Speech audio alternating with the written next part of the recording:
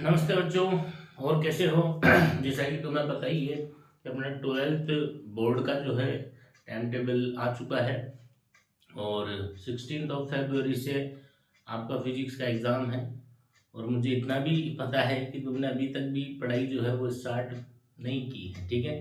तो फिर बेटा मैं सलाह ये देना चाहूँगा कि अभी भी अपने पास महीना भर पड़ा हुआ है। अभी भी अगर आप पढ़ाई स्टार्ट कर देते हैं तो रिजल्ट बहुत अच्छा होगा। अभी भी अगर आप पढ़ाई रूपी बीज जमीन में बो दोगे तो फसल बहुत अच्छी होगी। इसी से रिलेटेड एक बात मैं तुमसे कहना चाहूँगा कि अब तो तुम्हें अपनी टेबल कुर्सी पकड़नी ही पड़ेगी। मतलब अब तो बीजों को अब धरती में जाना ही होगा, फसलें नहीं उगाना होगा। गर माप न पाए अपने लक्ष्य की गहराई, गर माप न पाए अपने लक्ष्य की गहराई, तो एक दिन उनके सम्मुख आना ही होगा। लो उठो, कमर को कस लो तुम और मुश्किलों पर हंस लो तुम। इंद्रियों को वश में कर लो, मन में पूरा जोश बढ़ लो। त्याग दो आलस्य सारा, जीवन से नींद से कर लो किनारा। अब परीक्षा की घड़ी है, अब परीक्षा की घड़ी है। और इस परीक्षा की घड़ी में मैं तुम्हारा साथ देने आया हूँ अपनी फिजिक्स की रिवीजन क्लासेस को लेकर के। तुम्हारा अपना फिजिक्स टीचर विशाल आर्य। तो आइए आज अपन शुरू करेंगे 12th फिजिक्स का चैप्टर नंबर 1 का रिवीजन। उसका पार्ट 1 जो है आज मैं डालने वाला हूँ, ठीक है ना। तो आइए शुरू करते हैं अपन आज का चैप्टर नंबर 1 का रिवीजन, ठीक है ना। चैप्टर नंबर 1 नाम है इसका electric charge, electric charge and electric field, electric charge and electric field, ठीक।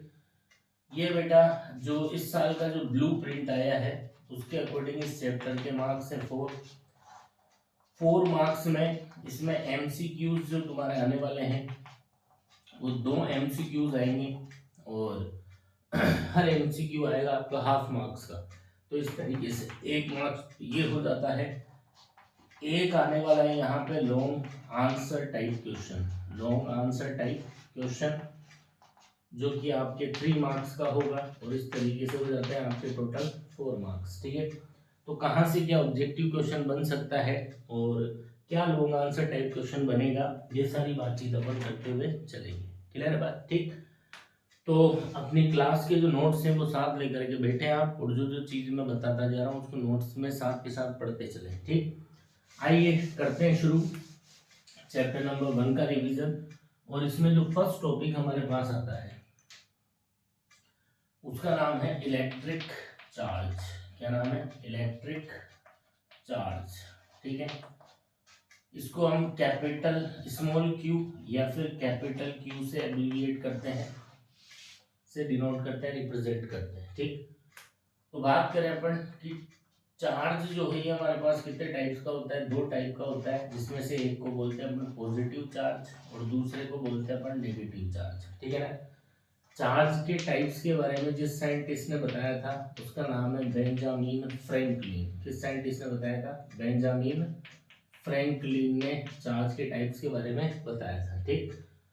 अब आते हैं अपन units of charge, units of charge. Charge की यूनिट्स के बारे में बात करें तो चार्ज की यूनिट्स में सबसे पहले अगर मैं इसकी एसआई यूनिट की बात करूं तो चार्ज की जो एसआई यूनिट है वो हमारे पास होती है बेटा कूलम, जिसको हम सी से रिप्रेजेंट करते हैं। नेक्स्ट अपन बात करें इसकी सीजीएस यूनिट, तो सीजीएस सिस्टम में इसकी 2 यूनिट होती है। एक तो होती है इलेक्ट्रोस्टैटिक यूनिट जो कि स्टेशनरी चार्ज के लिए है, एक होती है इलेक्ट्रोमैग्नेटिक यूनिट जो कि मूविंग चार्ज के लिए है। तो चार्ज की जो इलेक्ट्रोस्टैटिक यूनिट है बेटा वो होती है हमारे पास स्टेट कूलम। चार्ज की इलेक्ट्रोस्टैटिक यूनिट क्या है? State coulomb. और चार्ज की जो इलेक्ट्रोमैग्नेटिक यूनिट है वो होती है हमारे पास एब्सोल्यूट कूलम, जिसको शॉर्ट में हम एब कूलम भी कहते हैं, ठीक है। अगर बात करें इसकी प्रैक्टिकल यूनिट की, कौन सी यूनिट? Practical unit. तो चार्ज की बेटा जो प्रैक्टिकल यूनिट होती है वो हमारे पास होती है फैराडे। और अदर यूनिट्स की अगर अपन बात करें तो अदर यूनिट्स में हमारे पास आ जाएगा ampere into second, ampere into hour, milli coulomb, micro coulomb, nano coulomb, pico coulomb, ठीक है। अब इन सब में क्या रिलेशन है, तो जो 1 कूलाम होता है उसके अंदर 3 × 10⁹ इलेक्ट्रोस्टैटिक यूनिट होती है। जो 1 कूलाम होता है उसके अंदर 1/10 इलेक्ट्रोमैग्नेटिक यूनिट होती है। जो 1 फेराडे होता है इसके अंदर बहुत सारे कूलाम्स होते हैं भाई साहब, 96,500 कूलाम। इसलिए जो फेराडे है, इस फेराडे को क्या भी कहा गया है, largest unit of charge, largest unit of charge. ठीक है, तो एक क्वेश्चन यहाँ से बन सकता है तुम्हारा, पूछ लेगा कि बताओ चार्ज की लार्जेस्ट यूनिट क्या है, तो आंसर देना है Faraday is the largest unit of charge. ठीक है, नेक्स्ट है जो 1 एम्पियर इंटू सेकंड है वो 1 कूलाम के इक्वल होता है। जो 1 एम्पियर इंटू हार है वो 3600 कूलाम के बराबर होता है। जो 1 मिली कूलाम है वो 10⁻³ कूलाम के बराबर है। 1 माइक्रो कूलाम 10⁻6 कूलाम के बराबर है। 1 नैनो कूलाम 10⁻9 कूलाम के बराबर है और 1 पीको कूलाम 10⁻12 कूलाम के बराबर है। क्लियर यहाँ तक बात? ठीक है, ये सब चीजें अपने को ध्यान रखनी है। ठीक है, इसमें इंपॉर्टेंट है एक तो ये कि 1 कूलाम के अंदर कितना इलेक्ट्रोस्टैटिक यूनिट होता है, एक इंपॉर्टेंट है चार्ज की लार्जेस्ट यूनिट क्या होती है। समझ में आती बात? ठीक, चलिए बढ़ते हैं तो आगे।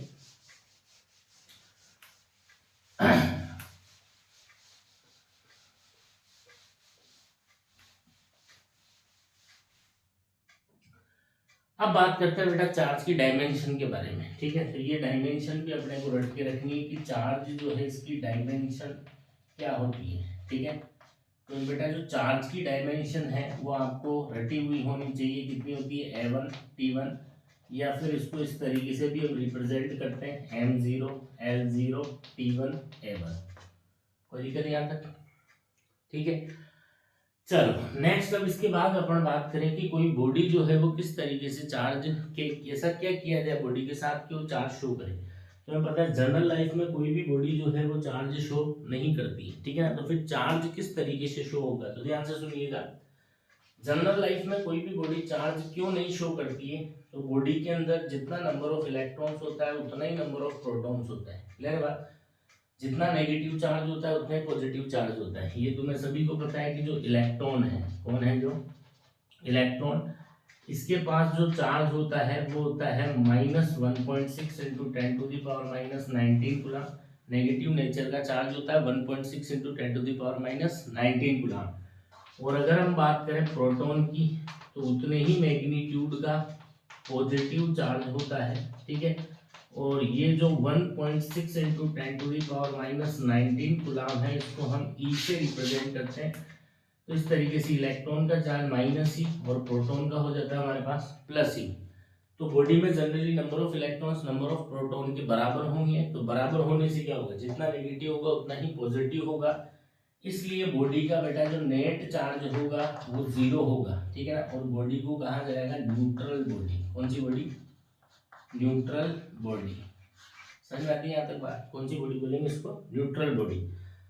तो कैसे चार्ज किया जाए, तो अगर अब तुम्हें बॉडी को चार्ज करना है तो चार्ज करने के लिए क्या करना पड़ेगा, नंबर ऑफ इलेक्ट्रॉन्स और प्रोटॉन्स का जो नंबर है उसको इम्बैलेंस जो है वो करना पड़ेगा, इनका बैलेंस बिगाड़ना पड़ेगा। तो इसके लिए मैं क्या करता हूँ, ध्यान से सुनना।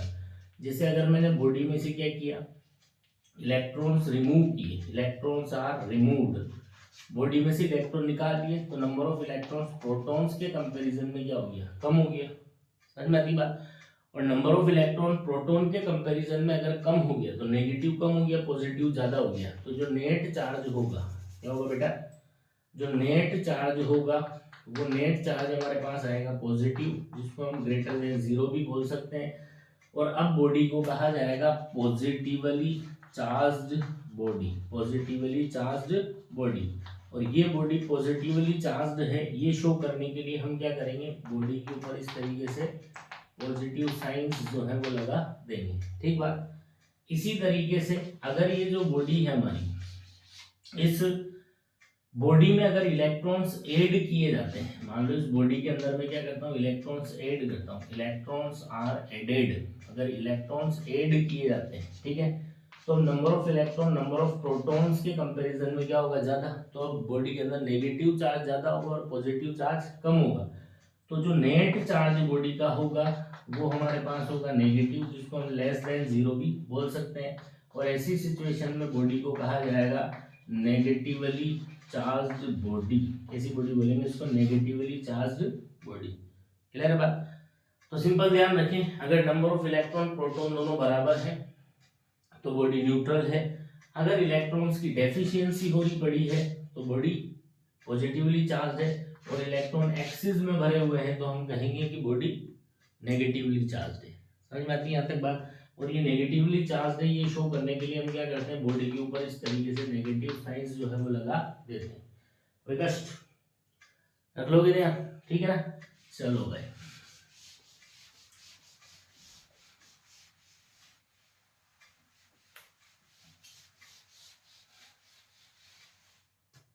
अब देखिए इसके बाद बॉडी को चार्ज जब हम कर देते हैं तो बॉडी में क्या इफेक्ट्स आते हैं। बॉडी जब चार्ज शो करने लगती है तो क्या इफेक्ट्स उसमें आते हैं वो देखते हैं। ठीक है, तो जैसे अगर मैं कहूँ कि मेरे पास कोई बॉडी है और इसको मैंने पॉजिटिवली चार्ज किया हुआ है, क्या किया हुआ है इसको? पॉजिटिवली अगर इसको मैंने चार्ज किया हुआ है तो ऑब्वियस सी बात है, अगर मैंने इसको पॉजिटिवली चार्ज किया है तो इसमें से मैंने क्या किए? इलेक्ट्रॉन्स रिमूव किए। Electrons have been removed, electrons इसके अंदर से निकाले जा चुके हैं। ठीक है, अब अगर इलेक्ट्रॉन्स इसके अंदर से निकाले जा चुके हैं तो जब इलेक्ट्रॉन गए तो साथ में क्या भी ले गए? मास भी ले गए। ठीक है ना? मास हैज बीन रिमूव्ड, और इलेक्ट्रॉन जब गए मास भी ले गए तो बॉडी का जो मास है, बॉडी का जो मास है वो क्या होगा? मास निकला तो बॉडी का मास क्या होगा? डिक्रीज होगा। क्लियर बात?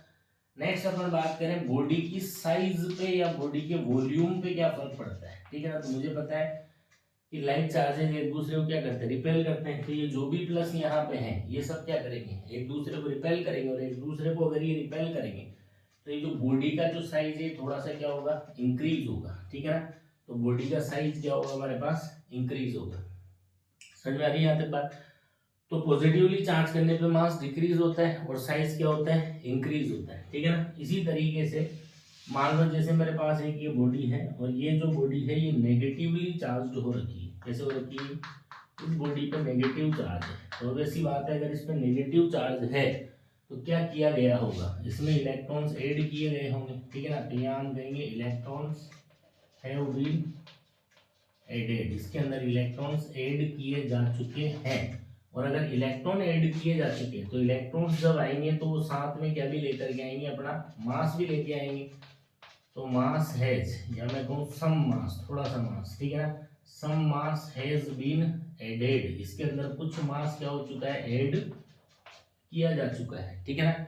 और मास अगर इसके अंदर ऐड हुआ है तो बॉडी का जो मास है वो क्या होने वाला है?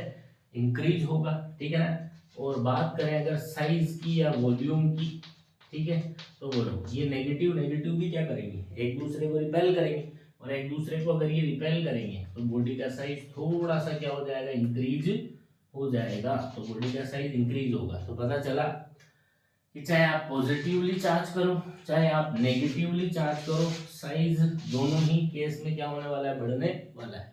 क्लियर बात? और पॉजिटिव चार्ज करने के केस में क्योंकि इलेक्ट्रॉन जाते हैं, जब इलेक्ट्रॉन जाते हैं तो अपना मास भी ले जाते हैं, और मास भी जब ले जाएंगे तो फिर बॉडी का मास थोड़ा सा डिक्रीज हो जाएगा। नेगेटिव चार्ज में हमें पता है कि इलेक्ट्रॉन आते हैं मास भी लाते हैं, और मास भी लाते हैं तो फिर क्या होगा? मास थोड़ा सा इंक्रीज हो जाएगा। क्लियर बात? बाकी चाहे पॉजिटिवली चार्ज करो चाहे नेगेटिवली चार्ज करो, साइज को तो इंक्रीज होना ही होना है। एक बार आरबीएससी के अंदर क्वेश्चन पूछा गया है क्या, कि हमारे पास एक सोप बबल है। कौन सा बबल है भाई?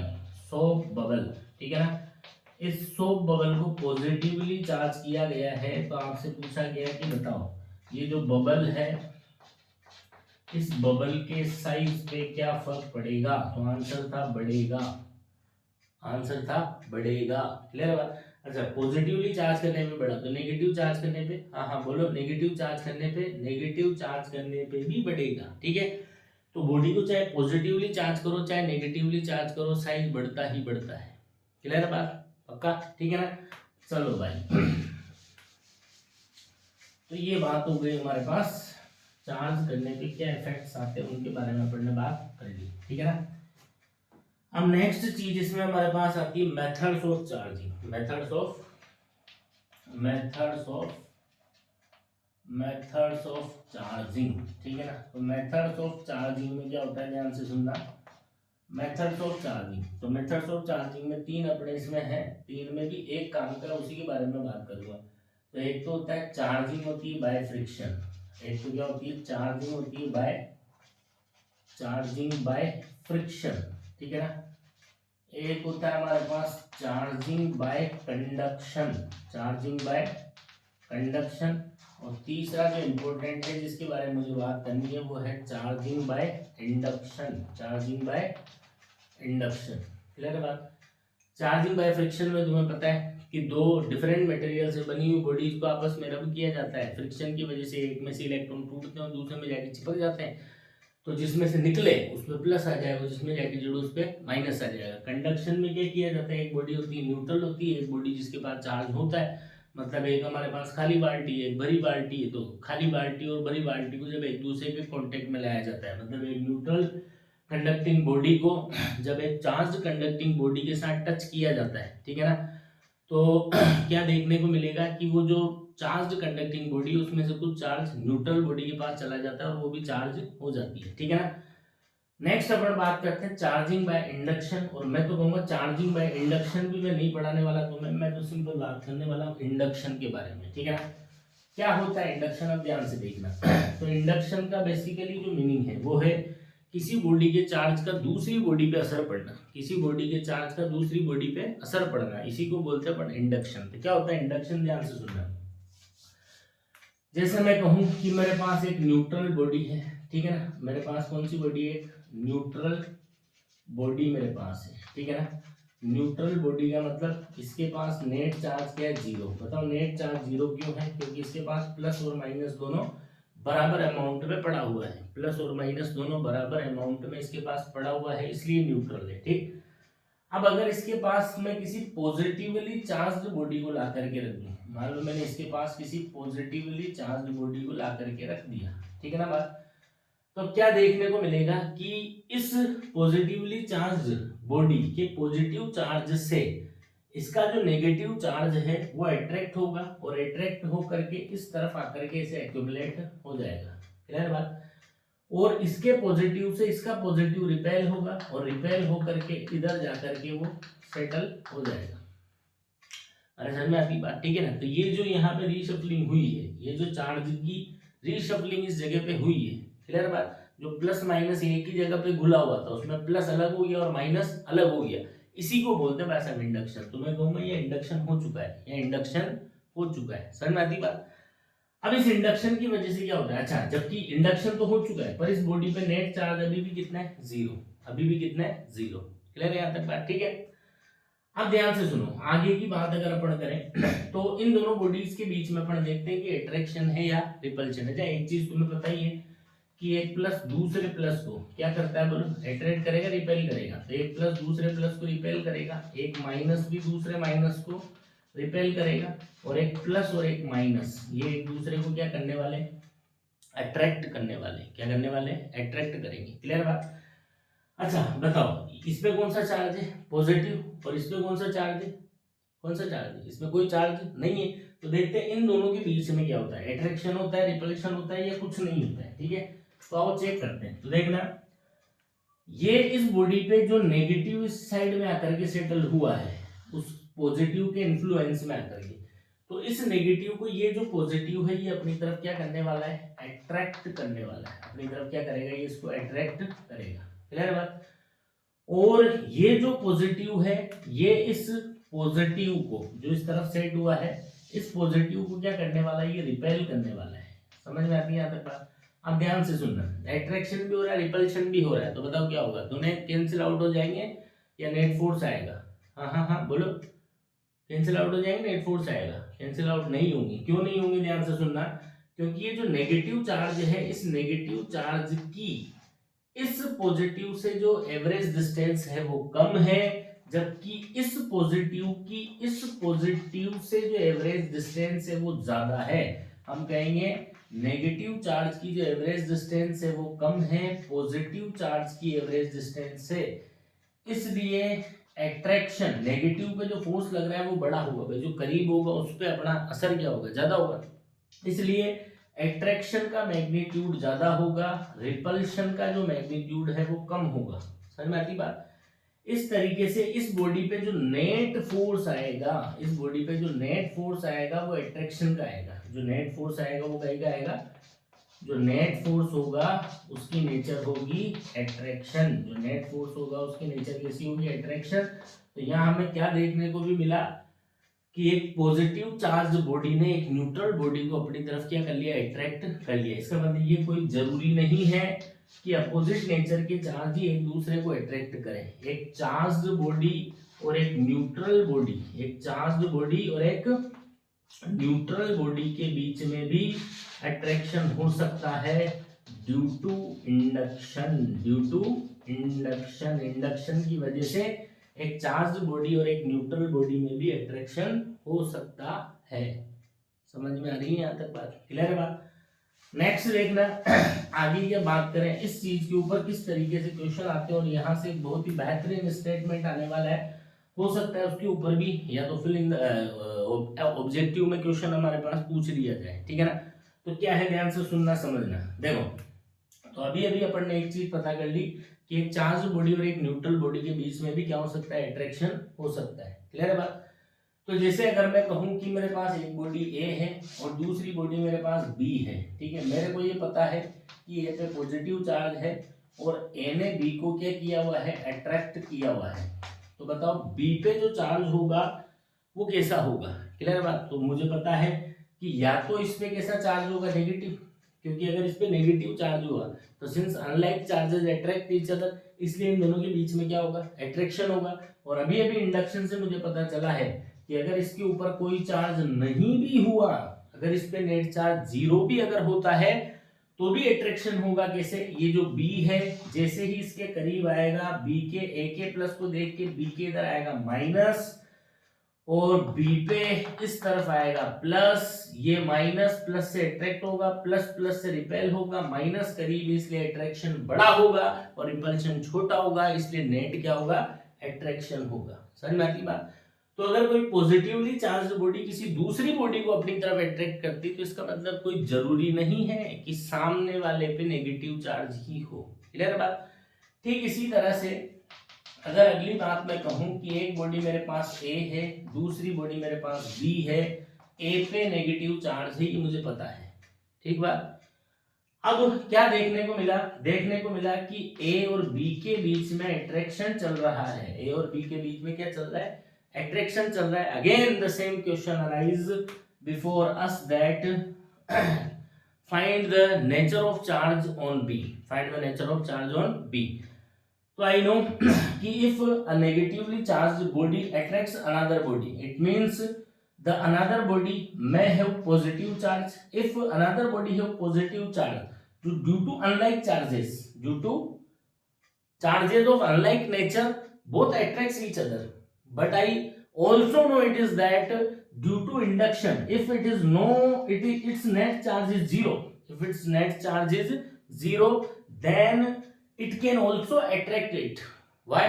Because due to its negative charge, if this is B and I placed this negative charge close to B, then due to attraction of this negative charge इस तरफ इसका positive charge accumulate हो जाएगा, और due to repulsion of this negative, इसका negative charge repel होकर के उधर accumulate हो जाएगा।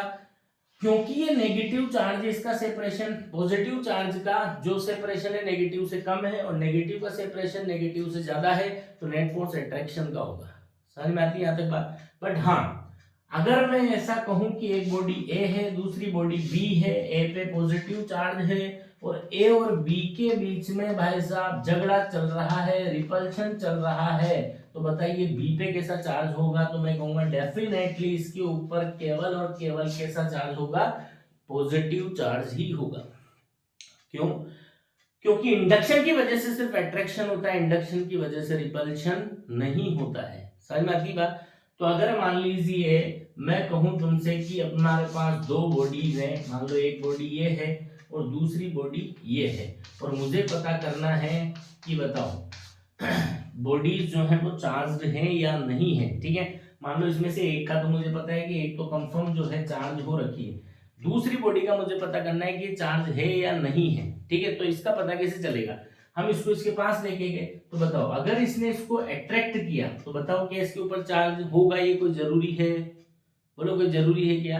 तो हम कहेंगे नहीं, हो सकता है कि इसके ऊपर कोई चार्ज न भी नहीं है और इंडक्शन की वजह से ये इसके पास आ रही है, इससे अट्रैक्ट हो रही है, क्लियर है बात। बट अगर इस बॉडी ने इसको रिपेल किया, अगर इस बॉडी ने इसको क्या किया, रिपेल किया, तो हम डैम श्योर होकर के बोलेंगे कि भाई साहब इस वाली बॉडी के पास, येलो कलर की बॉडी के पास वो वैसा ही चार्ज है जैसा इस व्हाइट कलर की बॉडी के पास है। तो इससे क्या पता चलता है कि सामने वाली बॉडी चार्ज है या नहीं है। इसका श्योर टेस्ट क्या है, कंफर्म आप कब कह पाओगे, रिपल्शन के बेसिस पे या अट्रैक्शन के बेसिस पे, रिपल्शन के बेसिस पे। इसीलिए यहाँ पे एक स्टेटमेंट आता है, अपने नोट्स में पढ़ो, स्टेटमेंट है the electric repulsion is the sure test of electrification. जो इलेक्ट्रिक रिपल्शन है उसी से आप कंफर्मेशन कर सकते हैं कि सामने वाली बॉडी पे चार्ज है या नहीं है, क्लियर है बात। तो ध्यान रखना, इस स्टेटमेंट को रट करके रखेंगे आप, ऑब्जेक्टिव क्वेश्चन में आ सकता है। What is the sure test of electrification, what is the sure test of charging, और ऑप्शंस में आपको दिया जा सकता है इलेक्ट्रिक अट्रैक्शन, रिपल्शन में अट्रैक्शन और रिपल्शन, नन ऑफ दिस। तो राइट आंसर होगा only and only electric repulsion. सिर्फ इलेक्ट्रिक रिपल्शन के बेसिस पे ही आप ये बता सकते हैं कि सामने वाली बॉडी के पास चार्ज है या नहीं है, क्लियर है बात, पक्का, ठीक है। तो ध्यान रखिएगा भाई, क्या पता चल रहा है कि अगर किसी चार्ज्ड बॉडी ने किसी दूसरी बॉडी को रिपेल किया है, ठीक है, तो छाती ठोक करके तुरंत बोल देना कि भाई साहब जैसा चार्ज इसके पास है सेम वैसी नेचर का चार्ज सामने वाले के पास है। बट अगर एक चार्ज बॉडी ने दूसरी बॉडी को अट्रैक्ट किया है तो कोई जरूरी नहीं है कि इस बॉडी के पास सामने वाली से अपोजिट नेचर का ही चार्ज हो सकता है, इसके पास कोई चार्ज ना हो और इंडक्शन की वजह से ये उसकी तरफ खींची जा रही हो। समझ आ रही है बात, क्लियर है यहाँ तक, ठीक है। तो what is the sure test of electrification, what is the sure test of electrification, electric repulsion और attraction, electric repulsion is the sure test of electrification, got it, clear है बात।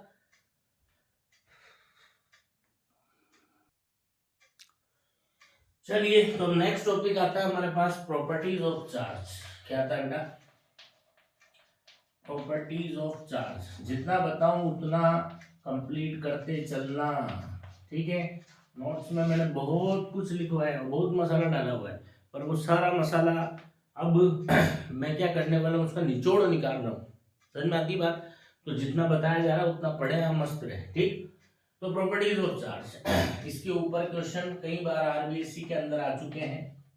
कभी 2 प्रॉपर्टी पूछी है, कभी 3 पूछी है, कभी 4 पूछी, कभी 6 पूछी, क्लियर है यहाँ तक बात, ठीक है ना। तो हमें 10 प्रॉपर्टीज में बताऊंगा, 10 में से कम 6 से 8 तुम्हें याद होनी चाहिए, ठीक है। तो आइए शुरू करते हैं प्रॉपर्टी नंबर 1। प्रॉपर्टी नंबर 1 है कि चार्ज भैया एक स्केलर क्वांटिटी है। Charge is scalar quantity. Scalar quantity का मतलब डायरेक्शन का कोई लोचा लपड़ा नहीं है।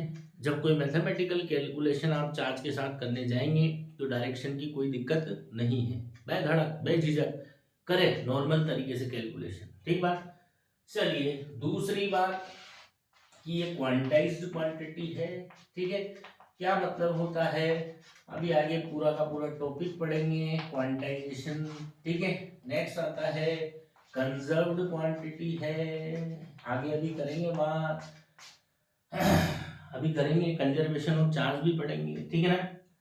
फोर्थ जो बात है वो है always associated with mass, always associated with mass.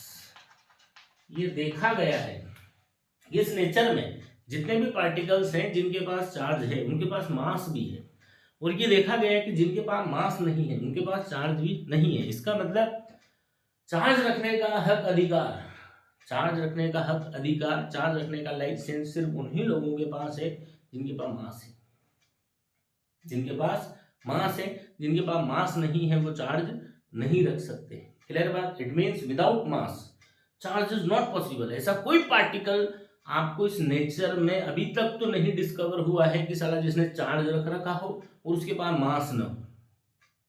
ये देखा गया है कि जिस भी पार्टिकल के पास चार्ज है उसके पास मास भी है। क्लियर बात? But mass can be possible without charge. इसका मतलब ये नहीं हो गया कि भैया मास है तेरे पास तो कोई जबरदस्ती करेगा इसी, बोला यार मास है तो तेरे को चार्ज रखना ही पड़ेगा।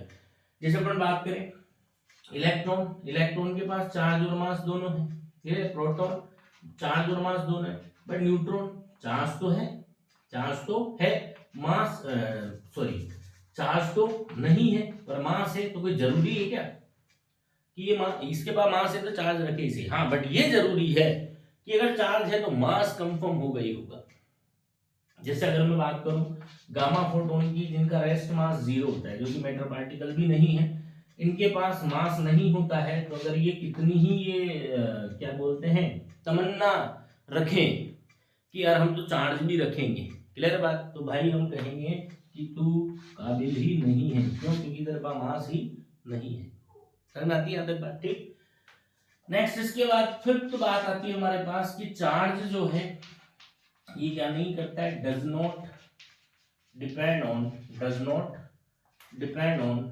Velocity and frame of reference. Velocity and does not depend on velocity and frame of reference. इसका क्या मतलब है कि अगर कोई ऑब्जेक्ट रेस्ट में था तब उसके पास कुछ चार्ज था, मैं कह रहा हूं क्यू रेस्ट। अब न तो उसमें से इलेक्ट्रॉन्स का कोई ट्रांजेक्शन हुआ, सिर्फ हुआ इतना सा कि वो जो चीज रेस्ट में थी वो मोशन में आ गई, जो चीज रेस्ट में थी वो कहीं में आ गई, मोशन में आ गई। तो इससे चार्ज में क्या फर्क पड़ेगा? तो आंसर कोई फर्क नहीं पड़ेगा, कोई फर्क नहीं पड़ेगा।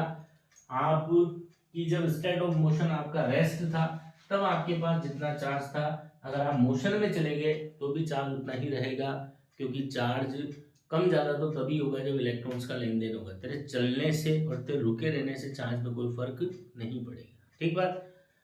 चलिए, सिक्स्थ प्रॉपर्टी और सेवंथ प्रॉपर्टी और एट्थ प्रॉपर्टी ये बड़ी इंपॉर्टेंट है। आरबीएससी ने इनके ऊपर क्वेश्चंस पूछे हुए हैं, तो इसलिए बिल्कुल ध्यान रखें, ऑब्जेक्टिव क्वेश्चन आ सकते हैं। ठीक है ना? कि जो एक स्टेशनरी चार्ज है, कौन सा चार्ज है? स्टेशनरी चार्ज, रुका हुआ चार्ज, वेलोसिटी भाई की 0 है, स्पीड भाई की 0 है। तो इस तरह का जो चार्ज है वो अपने अराउंड केवल और केवल इलेक्ट्रिक फील्ड प्रोड्यूस करता है, केवल और केवल इलेक्ट्रिक फील्ड प्रोड्यूस करता है। एक रुका हुआ चार्ज अपने अराउंड सिर्फ और सिर्फ क्या पैदा करेगा? Electric field. सिर्फ और सिर्फ कौन सा माहौल बनाएगा? इलेक्ट्रिक फील्ड वाला माहौल। क्लियर बात? वहीं पे अगर ये चार्ज यूनिफॉर्मली मोशन में है, यूनिफॉर्मली मूविंग चार्ज मतलब इसकी जो वेलोसिटी है, जो स्पीड है वो कांस्टेंट है, इट मींस इसके पास कोई एक्सीलरेशन नहीं है। तो इस तरह का जो चार्ज है वो अपने अराउंड इलेक्ट्रिक फील्ड के साथ साथ मैग्नेटिक फील्ड, दो तरह का माहौल बनाएगा, इलेक्ट्रिक फील्ड वाला भी और मैग्नेटिक फील्ड वाला भी। समझ में आती बात? यहीं पे अगर ये चार्ज नॉन यूनिफॉर्मली मोशन में जाता है, non uniformly moving charge, it means जिसकी वेलोसिटी, जिसकी स्पीड कांस्टेंट नहीं है, इट मींस इसका एक्सीलरेशन 0 नहीं है। तो इस तरह का जो चार्ज है वो इलेक्ट्रिक फील्ड तो फेंक रहा था, मैग्नेटिक फील्ड फेंक रहा था, साथ के साथ इलेक्ट्रोमैग्नेटिक वेव्स भी ये इमिट करता है। और तुम तो पूरी 12 पढ़ चुके हो मेरे भाई। इलेक्ट्रोमैग्नेटिक वेव्स के अंदर हमने पढ़ा ही क्या था? सबसे पहली बात ही क्या थी? इलेक्ट्रोमैग्नेटिक वेव्स की प्रॉपर्टी जब स्टार्ट की थी, what is the source of electromagnetic wave? Accelerated charge. Yes, accelerated charge. ठीक है, कोई दिक्कत? रखेंगे याद? ठीक है, ओके। नेक्स्ट, अब इसके बाद हम बात करते हैं नाइन्थ प्रॉपर्टी क्या है। नाइन्थ और टेंथ बहुत ही सिंपल सी बातें हैं। तो नाइन्थ प्रॉपर्टी हमारे पास क्या कहती है कि जो लाइक चार्जेस हैं, लाइक चार्जेस, एक प्लस दूसरा प्लस, एक माइनस दूसरा भी माइनस, तो लाइक चार्जेस एक दूसरे को क्या करते हैं? इनके बीच में रिपल्शन होता है, इनकी एक दूसरे से दुश्मनी है, इनके बीच में झगड़े होते हैं, धक्का मुक्की होती है। ठीक बात? ये एक दूसरे को रिपेल करते हैं।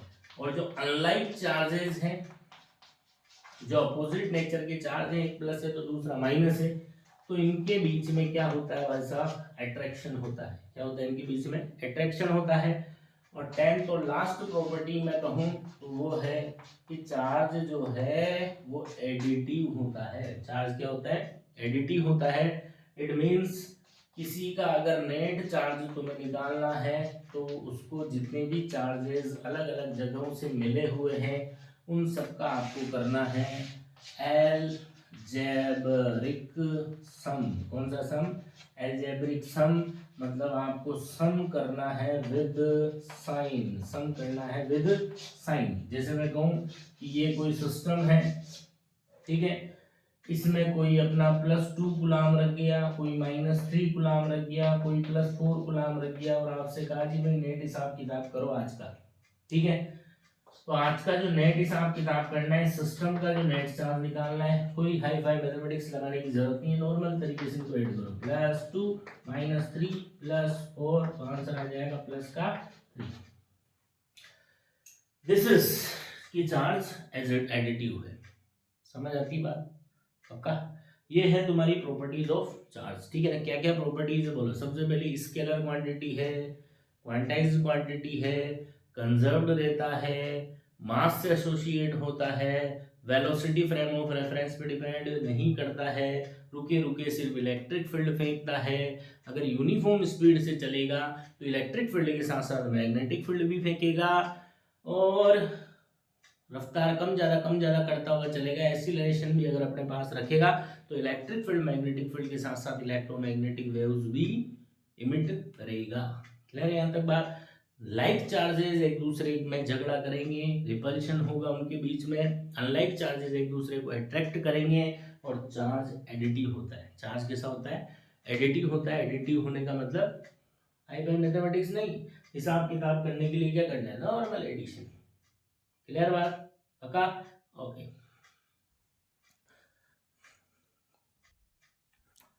देखिए अब नेक्स्ट टॉपिक है हमारे पास quantization of charge. Quantization of charge क्या है तो सुनिए।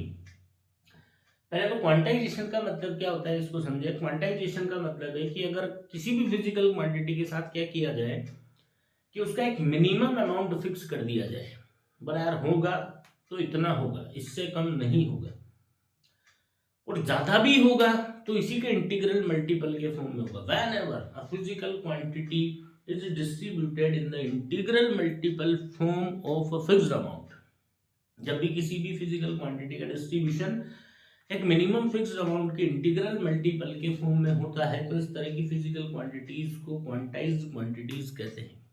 क्लियर है बात। और वो जो मिनिमम फिक्स्ड अमाउंट होता है जिससे कम नहीं होना, जिससे ज्यादा होना, तो उसी के इंटीजर मल्टीपल के फॉर्म में होना, वो जो मिनिमम फिक्स्ड अमाउंट है उसे कहते हैं उस फिजिकल क्वांटिटी का क्वांटा। क्या कहते हैं, उस फिजिकल क्वांटिटी का क्वांटा। तो बात आती है यार कि चार्ज भी क्वांटाइज होता है। अच्छा ये पता कहाँ से चला, तो चार्ज के क्वांटाइजेशन का पता चला। पहला क्वेश्चन ध्यान रखिएगा, ठीक है ना।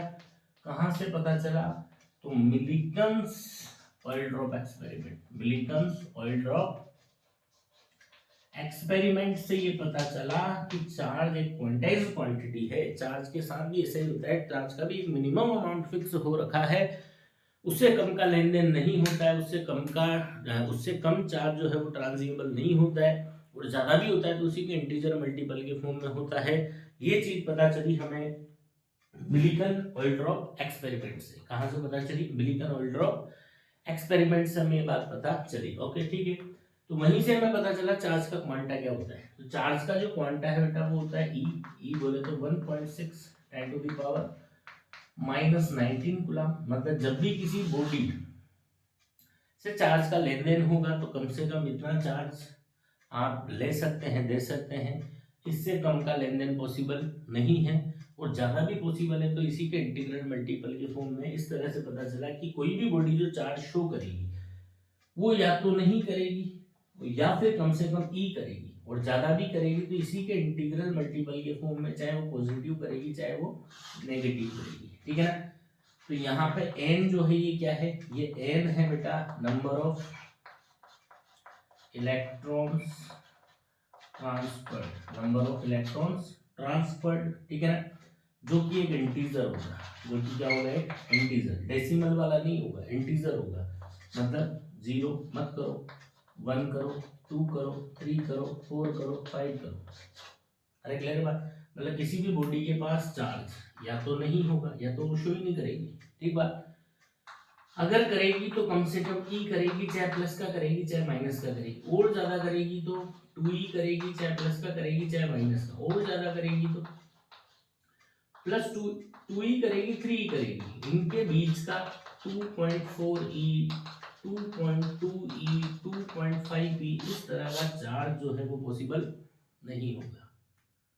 समझ में आती है यहाँ तक बात, क्लियर है, ठीक है।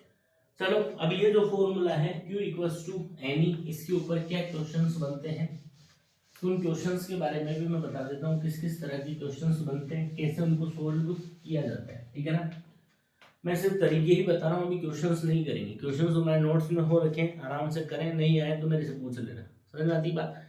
तो फॉर्मूला जो है आपका Q equals to n e, Q equals to n e, इसके ऊपर क्या क्या क्वेश्चंस बनते हैं, तो 3 टाइप के क्वेश्चन जो है बेटा इसके ऊपर बन सकते हैं। जो पहला टाइप है उसके अंदर आपको क्या किया जाएगा, एन दे दिया जाएगा, आपको बता दिया जाएगा कि हमने कितने इलेक्ट्रॉन्स का ट्रांसफर किया, कितने इलेक्ट्रॉन्स का लेन देन किया, ठीक है ना। और फिर पूछ लेगा कि बताओ ऐसा करने से कितना चार्ज आएगा, तो सिंपल फॉर्मूला लगाना, Q equals to n e, n की वैल्यू दे देगा, वो डालो, ई की वैल्यू डालो, सोल्व करो, आंसर निकालो, समझ में आती बात। दूसरा जो पैटर्न है वो दूसरा पैटर्न होगा जिसके अंदर आपको Q दे दिया जाएगा, ऑलरेडी वो बता देगा कि भाई सामने वाली पे इतना चार्ज है, सामने वाली पे इतना चार्ज है, ठीक है ना। और आपसे पूछ लिया जाएगा एन, बताओ इस चार्ज को देने के लिए, ये जो चार्ज सामने वाली शो कर रही है, इसने इलेक्ट्रॉनों की क्या कीमत अदा की है, मतलब कितने इलेक्ट्रॉन्स का लेन देन उससे हुआ है, ठीक है। तीसरा जो क्वेश्चन होगा वो होगा इस तरह का कि बताओ किसी बॉडी पे Q जो है, जो चार्ज हम बोल रहे हैं, जो डिमांड हम हमारी रख रहे हैं, बोला जी हमें बॉडी पे इतना चार्ज शो करवाना है, बताओ ये जो चार्ज है ये पॉसिबल है कि नहीं है पॉसिबल, क्लियर है बात। तो इसको करने का सिंपल सा तरीका होगा, वो जो भी चार्ज की डिमांड उसने रखी कि भाई हमारी बॉडी इतना चार्ज हम शो करवाना चाहते हैं, बताओ ये पॉसिबल है कि नहीं है, आप उस Q के कोरेस्पॉन्डिंग एन फाइंड करो, उस Q से क्या पता, उस Q से क्या निकालो, n, कैसे निकालोगे, Q इक्वल्स टू एन, तो n equals to Q by n निकालोगे, Q बाई E करके, ठीक है।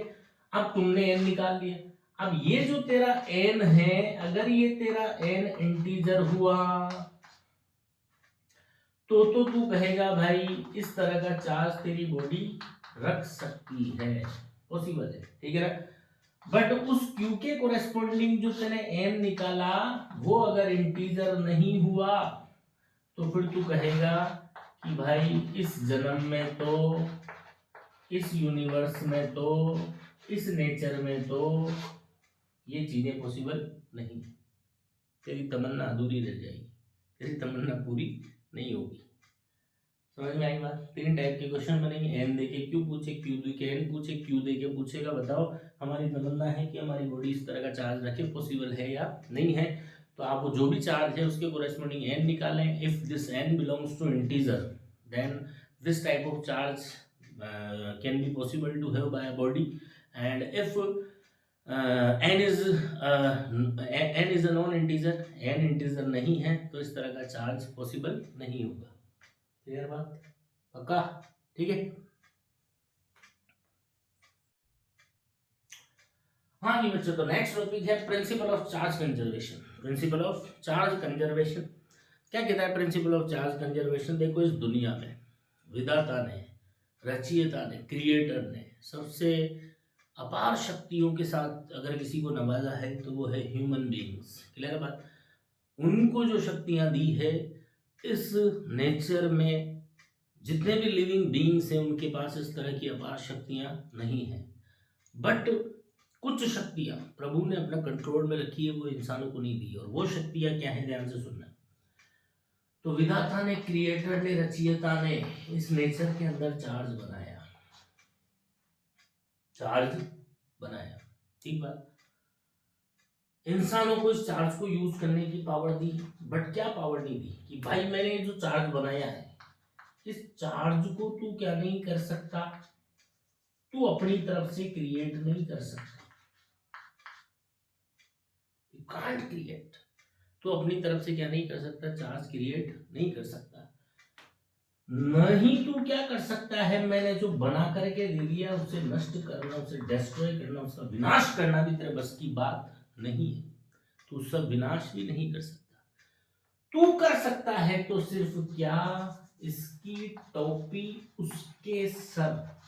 तू इस चार्ज को सिर्फ और सिर्फ इतना ही कर सकता है कि तू एक बॉडी से दूसरी बॉडी में इसको ट्रांसफर कर सकता है, बस तू इतना ही कर सकता है। ना तो तू क्रिएट कर सकता अपनी तरफ से, मैंने जो क्रिएट करके जितना इस यूनिवर्स के अंदर बनाना था मैंने बना दिया। अब तू अपनी तरफ से क्रिएट नहीं कर सकता, नहीं तू डिस्ट्रॉय कर सकता है। तू कर सकता है तो सिर्फ और सिर्फ क्या, एक बॉडी से दूसरी बॉडी में उस चार्ज को सिर्फ ट्रांसफर कर सकता है। क्लियर है बात? तो यहाँ पे एक बात हमारे पास निकल के आई जो न्यूमेरिकल प्रॉब्लम्स को सोल्व करने के हमारे काम आती है कि अगर मैं बात करूं किसी आइसोलेटेड सिस्टम की, आइसोलेटेड सिस्टम, आइसोलेटेड सिस्टम का मतलब क्या है जी, ऐसा सिस्टम 2 4 5 लोगों का ऐसा ग्रुप, 2 4 5 लोगों का ऐसा ग्रुप जो शायद बड़े पहले जिन्होंने कहा कि बोला हम 2 4 5 लोगों का ग्रुप है, जो भी लेन देन होगा हम में आपस में ही होगा, हम न तो बाहर के लोगों से कुछ लेंगे और न ही बाहर के लोगों को कुछ देंगे। इस दुनिया से हम आइसोलेट हो गए, त्रस्त हो गए, अलग हो गए। जो भी लेन देन करेंगे हम पांचों चारों जितने भी हम हैं इस सिस्टम के मेंबर्स, वही हम आपस में करेंगे। न तो हम बाहर वालों से कुछ लेंगे और न ही बाहर वालों को कुछ देंगे। तो अब एक शक्ति पे तो तुम्हारे फाउंडेशन लगा हुआ है, तू क्रिएट नहीं कर सकता, तो तू इस बाउंड्री के अंदर जो चार्ज है उसको बढ़ा नहीं सकता, तू डिस्ट्रॉय नहीं कर सकता, इसलिए तू घटा भी नहीं सकता, और बाहर से लेन देन तेरा बंद है। तो इसका मतलब क्या हुआ, क्या हुआ, न तो तेरे यहाँ सिस्टम के अंदर जो टोटल चार्ज होगा वो न तो बढ़ पाएगा और न ही वो कुछ कोई सा भी फिनोमिना हो जाए, कुछ भी हो जाए, यार आग लग जाए, आंधी आ जाए, तूफान चल जाए, भूकंप उठ जाए, ज्वालामुखी फट जाए, बट तेरे ये जो सिस्टम, तेरा जो आइसोलेटेड सिस्टम है ना, इसका चार्ज क्या नहीं होने वाला, चेंज नहीं होने वाला। क्यों नहीं होने वाला, क्रिएट तू कर नहीं सकता, डिस्ट्रॉय करना तेरे बस की बात नहीं है, बाहर से लेन देन तेने बंद कर रखा है। अब समझ में आती बात? तो इसका मतलब क्या हुआ कि फिनोमिना यहाँ कोई भी घटना अगर घटित हो गई तो इस आइसोलेटेड सिस्टम का जो फाइनल चार्ज और जो इनिशियल चार्ज है वो बराबर ही रहने वाला है। किसी भी आइसोलेटेड सिस्टम का टोटल चार्ज जो है वो हमेशा कंजर्व्ड रहेगा, वो न कमी, उसमें न कमी आएगी न उसमें कोई बढ़ोतरी होगा तो वो सिर्फ इधर का उधर हो सकता है, बाकी नेट चार्ज जो है वो सिस्टम का कंजर्व्ड रहेगा, आइसोलेटेड सिस्टम का। समझ में आती बात? This is the principle of charge conservation. I hope ये बात समझ आई होगी तुम्हारे, ठीक है।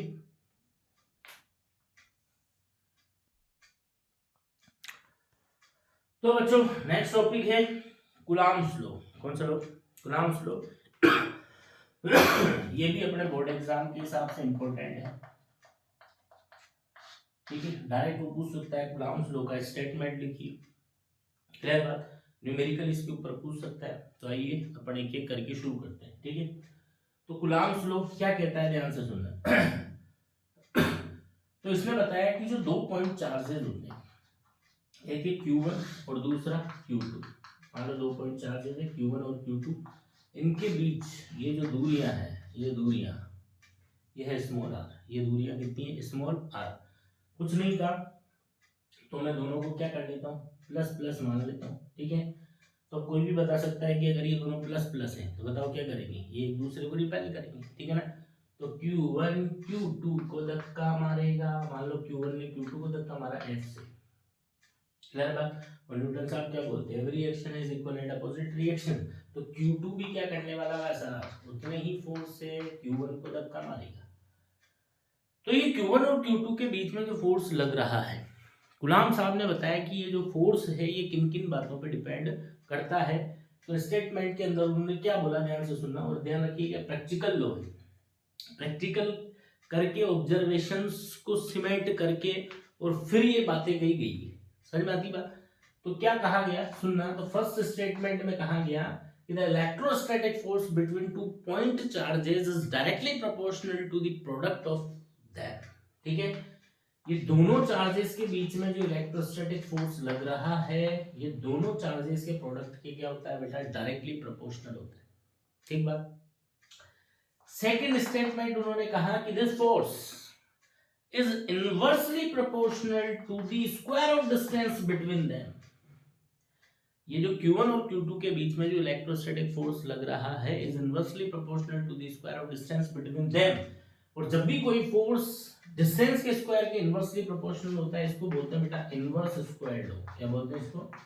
इसको कहा जाता है इनवर्स स्क्वायर लॉ। इसलिए जो कूलम्ब्स लॉ है, इसको इनवर्स स्क्वायर लॉ के नाम से भी जाना जाता है। तो अगर आपसे पूछ लिया जाए कि write down the statement of inverse square law for electrostatic field for electrostatic, तो आपको यही बात लिखनी है। समझ में आती है तक बात? ठीक है। नेक्स्ट जो तीसरी बात कही गई है वो ये है कि ये एक्ट करता है, acts along line joining, acts along line joining both, acts along line joining both Q1 and Q2। ये जो है फोर्स, ये आड़ा टेढ़ा नहीं लगेगा बात साहब। ये फोर्स कैसे लगेगा? ये लगेगा along the line joining Q1 and Q2। मतलब जब भी ये फोर्स आपको लगाना है, जब भी ये फोर्स डायग्राम में आपको शो करना है, फर्स्ट ऑफ ऑल आप Q1 और Q2 को with the help of scale एक लाइन से ज्वाइन करें, एंड देन जो फोर्स आपको शो करना है, जो भी अट्रैक्शन होना है, जो भी रिपल्शन होना है according to the nature of charges, वो उसी लाइन ज्वाइनिंग के अलोंग होना है, आड़ा टेढ़ा नहीं जाना है। समझ में आती बात? मतलब जैसे मैं कहूँ कि Q1 यहाँ रखा है और Q2 यहाँ रखा है, तो दोनों के बीच में क्या लगने वाला है? फोर्स लगने वाला है। तो फोर्स को शो करने से पहले आप दोनों को लाइन से ज्वाइन करेंगे। अब इनके बीच में जो भी होना है, अट्रैक्शन होना है तो भी अलोंग द लाइन ज्वाइनिंग होना है, और रिपल्शन होना है तो भी अलोंग द लाइन ज्वाइनिंग होना है। समझ में आती बात? पक्का? चलो भाई ठीक है। नेक्स्ट आगे बढ़े हम। यहाँ तक कोई परेशानी? तो ये तो स्टेटमेंट था। बोलो कूलम्ब्स लॉ क्या कहता है? It state that the electrostatic force between 2 point charges is directly proportional to product of both the charge and inversely proportional to square of distance between them and always acts along line joining Q1 and Q2। Clear है बात? अगर पूछ दिया जाए write down statement of Coulomb's law, तो आपको ये बात लिखनी है। क्लियर है यहाँ तक बात? चलिए अब आगे इस फॉर्मूले को बढ़ाते हैं। न्यूमेरिकल के लिए हम फॉर्मूला तैयार करते हैं और कुछ बातें और यहाँ से निकल के आती है उसके बारे में बातचीत करते हैं। ठीक बात? देखिए, तो हमने क्या देखा, Q1 और Q2 जिनके बीच की दूरियां थी R, उनके बीच में जो फोर्स लग रहा है वो Q1 और Q2 के प्रोडक्ट के डायरेक्टली प्रोपोर्शनल है। उनके बीच की जो डिस्टेंस है उसके स्क्वायर के वो इनवर्सली प्रोपोर्शनल है, और अलोंग द लाइन ज्वाइनिंग लग रहा है। इन दोनों रिलेशंस को अगर मैं एक साथ लिखूं तो मैं लिखूंगा F proportional to Q1 Q2 upon R square. और अब मैं प्रोपोर्शनलिटी का साइन हटाने जा रहा हूँ, इक्वलिटी का साइन लेकर के आ रहा हूँ। तो जब भी प्रोपोर्शनलिटी का साइन जाता है, कोई ना कोई कोफिशिएंट, कोई ना कोई कांस्टेंट छोड़ करके जाता है। तो इस बार जो कांस्टेंट हमारे पास आया है दैट कांस्टेंट इज K। और उससे पहले इस फॉर्मूले को रट लें, कूलम्ब्स लॉ। रात के 12 बजे या 2 बजे, मैं कहूँ नींद में भी अगर कोई बोल देना कूलम्ब्स लॉ, तो साला नींद में उठ के जवाब देना उसको F equals to K Q1 Q2 upon R square. फिर सुना, समझ में आती बात? ठीक है ना? मरते टाइम पे अगर कोई तुमसे पूछ ले कि कूलम्ब्स लॉ, तो उसको जवाब देके जाना भाई इधर आ, F equals to K Q1 Q2 upon R square. F equals to K Q1 Q2 upon R square. तो this is the formula of Coulomb's law, जो कि हमें न्यूमेरिकल प्रॉब्लम्स को सोल्व करने में काम आएगा। बात करते हैं कि यहाँ पे K क्या है। वह K, तो इस K को कहते हैं बेटा, या तो इसको कहा गया इलेक्ट्रोस्टैटिक कांस्टेंट। क्या बोलते हैं इसको? Electrostatic constant. ठीक है ना? ये तो पता है ना तुम्हें, ये जो चैप्टर हम पढ़ रहे हैं, ये चैप्टर इलेक्ट्रोफिजिक्स में इलेक्ट्रोस्टैटिक ब्रांच से रिलेटेड है। क्लियर है बात? इलेक्ट्रोस्टैटिक कांस्टेंट, या फिर इसको कहा गया कूलम्ब्स कांस्टेंट। क्या बोलते हैं इसको? या तो इलेक्ट्रोस्टैटिक कांस्टेंट या फिर इसको बोलते हैं कूलम्ब्स कांस्टेंट। क्लियर है भाइयों और बहनों? ठीक है, K क्या है? ठीक बात। अब ये जो K है ना भाई, ये कोई यूनिवर्सल कांस्टेंट नहीं है। जैसे कैपिटल जी होता है, ग्रेविटेशन पढ़ाओ, G m1m2/r²। जी जो होता है वो यूनिवर्सल उसका नाम है यूनिवर्सल ग्रेविटेशनल कांस्टेंट। क्यों? क्योंकि वो किसी पे डिपेंड नहीं करता है। क्लियर है बात? न टाइम पे, न टेम्परेचर पे, न प्रेशर पे, न प्लेस पे, न मीडियम पे, न मटेरियल पे, किसी पे डिपेंड नहीं करता है। इसलिए उसको कहा गया ये यूनिवर्सल कांस्टेंट है, सर्वत्र जिसकी वैल्यू एक जैसी है। बट ये सर्वत्र एक जैसा नहीं है। इसकी जो वैल्यू है भाई डिपेंड्स ऑन, इसकी value depends on medium material मसाला, डिपेंड्स ऑन मीडियम मटेरियल मसाला। अरे क्लियर है क्या बात? इसकी जो वैल्यू है वो अलग अलग मसालों के लिए, अलग अलग मीडियम के लिए, सब जानते हैं मेरे जो स्टूडेंट्स हैं मसाला, जानते हो ना मसाला, ठीक है। तो मीडियम पे, मटेरियल पे, मसाले पे इसकी वैल्यू क्या करती है? डिपेंड करती है, ठीक बात। तो आइए जैसे कुछ वैल्यूज के बारे में बात करें अपन। तो मैं कहूँ जैसे फॉर वैक्यूम या एयर, हालांकि वैक्यूम का मतलब तो जहां से एयर तक निकाल ली जाए वो होता है, बट न्यूमेरिकली वैल्यू आसपास ही होती है, इसलिए अपन सेम लेके चल रहे हैं। तो फॉर वैक्यूम, एयर, या फिर मैं बोल दूं फ्री स्पेस, ठीक है। तो इनके लिए जो के की वैल्यू हमारे पास होती है वो होती है बेटा 1/4πε0, 1/4πε0। और इसमें एप्सिलॉन नोट की वैल्यू डाल के क्या होती है, अभी करेंगे बात। एप्सिलॉन नोट की वैल्यू डाल के जब इसको सोल्व किया जाता है तो इसकी न्यूमेरिकल वैल्यू निकल के आती है 9 × 10⁹ 9 × 10⁹ बात आती है भाई साहब इसकी यूनिट बताओ। तो यूनिट यहाँ से निकालो, के की यूनिट चाहिए तो के का फॉर्मूला बनाओ। तो के का फॉर्मूला क्या बनेगा यहाँ से, बोलो FR²/Q1 × Q2। तो बोलो इसके लिए न्यूटन, इसके लिए मीटर, तो मीटर स्क्वायर, ये कुलाम तो कुलाम स्क्वायर। तो इसकी यूनिट हमारे पास बनती है न्यूटन मीटर स्क्वायर पर कुलाम स्क्वायर, ठीक बात। ये किसके लिए? वैक्यूम, एयर या फ्री स्पेस के लिए। बात आती है सर ये क्या है? ये है एप्सिलॉन नोट, ठीक है। एप्सिलॉन नोट इसको बोलते हैं एब्सोल्यूट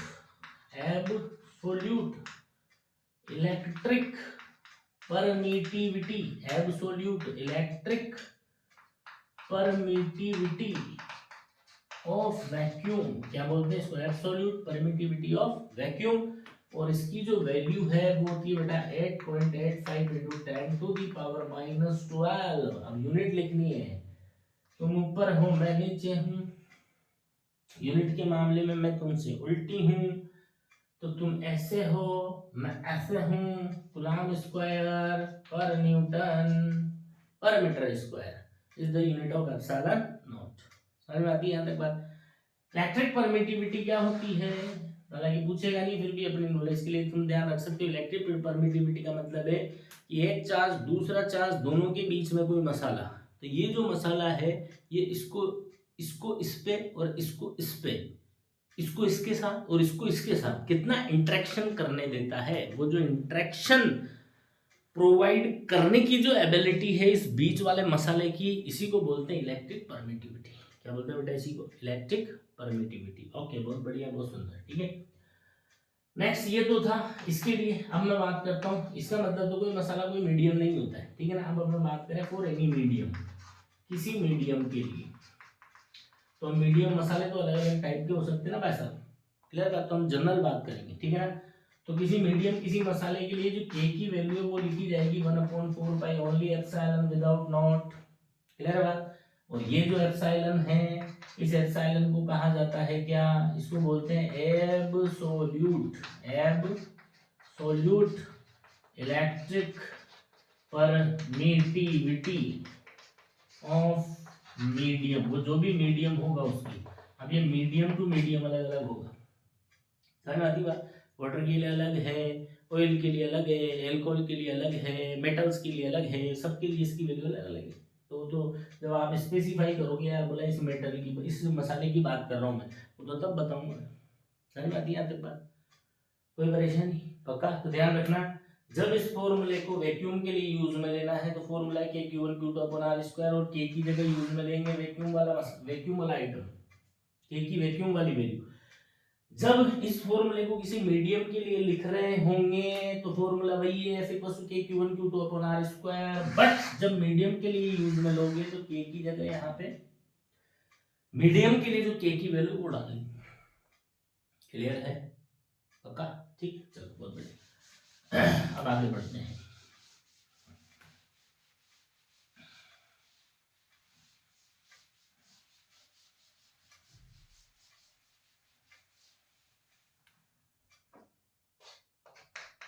तो देखिए,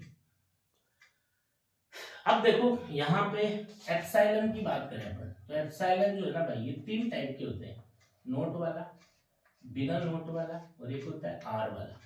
3 तरह के एप्सिलॉन होते हैं, नोट वाला, बिना नोट वाला और आर वाला। 3 तरह के एप्सिलॉन है, ठीक है।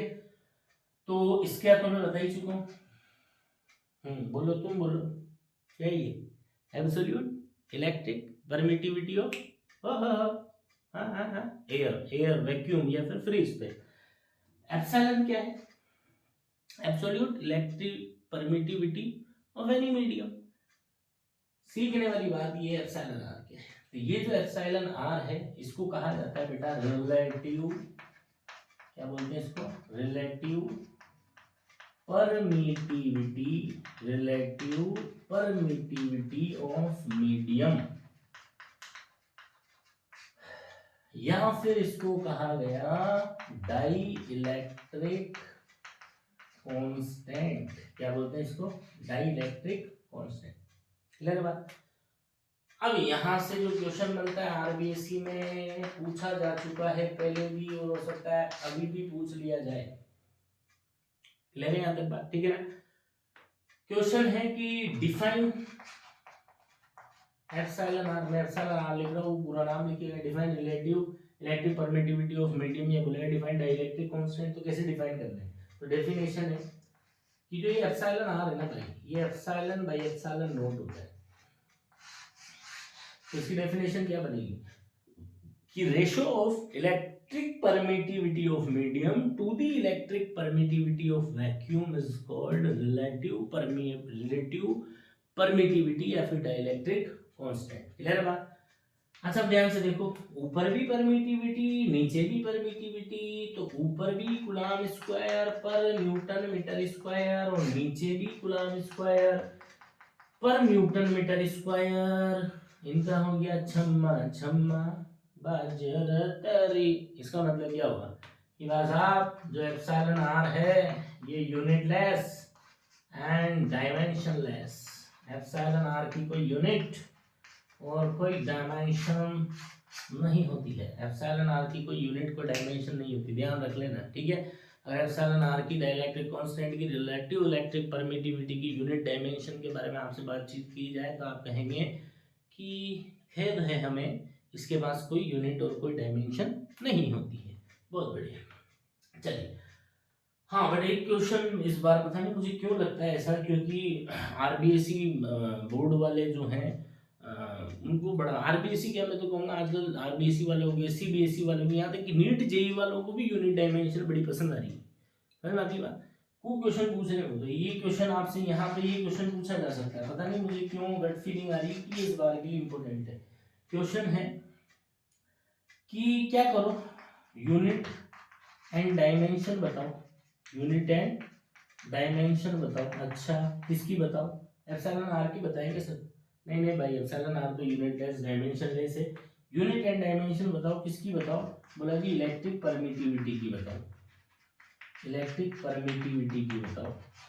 बोला सर इलेक्ट्रिक परमिटिविटी भी 2 तरह की होती है, वैक्यूम की भी होती है और मीडियम की भी होती है। सर आप किसकी पूछ रहे हैं? अबे गधेड़े, यूनिट डायमेंशन तो परमिटिव,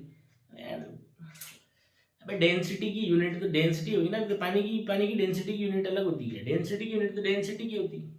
क्लियर बात? तो इलेक्ट्रिक परमिटिविटी तो यूनिटी के मामले में तो वही है। समझ में आती बात? तो इलेक्ट्रिक परमिटिविटी वो किसी की भी हो सकती है, वो एप्सिलॉन नोट भी हो सकता है और वो एप्सिलॉन भी हो सकता है। तो यूनिट क्या होगी? तो देखो ये लिख रही है, अभी भी तो लिखी थी, क्या थी? कूलम्ब स्क्वायर पर न्यूटन पर मीटर स्क्वायर। ऐसे लिख सकते हैं, कूलम्ब की पावर 2, न्यूटन की पावर -1, मीटर की पावर। सही बात है यहाँ तक बात? अब भाई साहब इसकी डायमेंशन लिखो, तो यूनिट लिख ली तो डायमेंशन लिखने में क्या दिक्कत है लाला? बोलो, ऊपर क्या है? कूलम्ब स्क्वायर, कूलम्ब के लिए A1 T1 स्क्वायर करोगे A2 T2 बोल नीचे न्यूटन, न्यूटन का मतलब m1 l1 t minus two, metre square, metre square का मतलब l2, ठीक है। सोल्व कर ले, m1 ऊपर गया m minus one, l1 l2 l3 ऊपर गया l माइनस थ्री, t2 नीचे से भी 2 आया 4 हो गया और a2, this is the dimension of electric permittivity. Clear है बात? एप्सिलॉन एप्सिलॉन दोनों है, फालतू में कंफ्यूज है, जबरदस्ती के डाउट मत लाया करो तुम, ठीक है भाई? क्लियर है बात? चलो बहुत बढ़िया। अच्छा यहाँ से एक चीज और हमें पता लग रही है, क्या और पता लग रही है कि इस फॉर्मूले को थोड़ा सा अगर मैं मैथमेटिकली मैनिपुलेट करूं तो मुझे एप्सिलॉन की यहाँ से वैल्यू जो मिल रही है वो मिल रही है epsilon not into epsilon R, epsilon not into epsilon R, ठीक है। जनरली आपको क्या किया जाएगा, जब भी क्वेश्चन दिया जाएगा कभी एप्सिलॉन की वैल्यू नहीं देता, generally most of the time आपको एप्सिलॉन आर की वैल्यू दी हुई होती है और एप्सिलॉन नॉट की वैल्यू हमें रटी हुई होती है और एप्सिलॉन हमसे पूछा जाता है। जैसे क्वेश्चन यहाँ से अगर मैं कहूँ कि भाई साहब एक कोई मसाला है, एक कोई मटेरियल है, एक कोई मीडियम है जिसका एप्सिलॉन R2 है, डाइलेक्ट्रिक कांस्टेंट, इसकी रिलेटिव परमिटिविटी जो है वो 2 है, हमें क्या कर दो, इसकी ना एब्सोल्यूट परमिटिविटी दे दो, तो दे देंगे। एप्सिलॉन आर इक्वल्स टू क्या होता है, epsilon not into epsilon R. Epsilon nought की वैल्यू क्या है भाई, 8.85 into 10 to the power minus 12 और एप्सिलॉन आर की वैल्यू उसने दी थी, सोल्व कर ले, 17.70 into 10 to the power minus 12 unit coulomb square पर न्यूटन इनटू मीटर स्क्वायर, कोई कष्ट वाली बात, ये मैंने रटा हुआ इसलिए फटाफट कर दिया मुझे रटी हुई है, ठीक है। चलो कोई दिक्कत, ठीक है ना। चलो अब आगे देखो और जो क्वेश्चन बन सकते हैं छोटे मोटे, उनकी भी अपन बातचीत कर लेते हैं, ठीक। देखो अगली जो बात है वो है डिफरेंट वैल्यूज ऑफ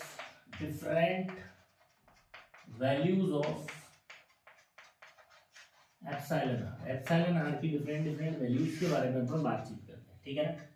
तो सबसे पहले अपन बात करें फॉर वैक्यूम या एयर, तो वैक्यूम या एयर के लिए जो एप्सिलॉन आर की वैल्यू होती है वो 1, और ये एप्सिलॉन आर की मिनिमम वैल्यू है, एप्सिलॉन आर की वैल्यू 1 के नीचे नहीं उतरेगी। अगर कोई तुमसे कहे कि एप्सिलॉन आर की वैल्यू 0.5 है तो भाई साहब हाथ जोड़ के आगे निकल जाना उससे, कि भाई साहब दूर ही रहो आप तो, ठीक है ना।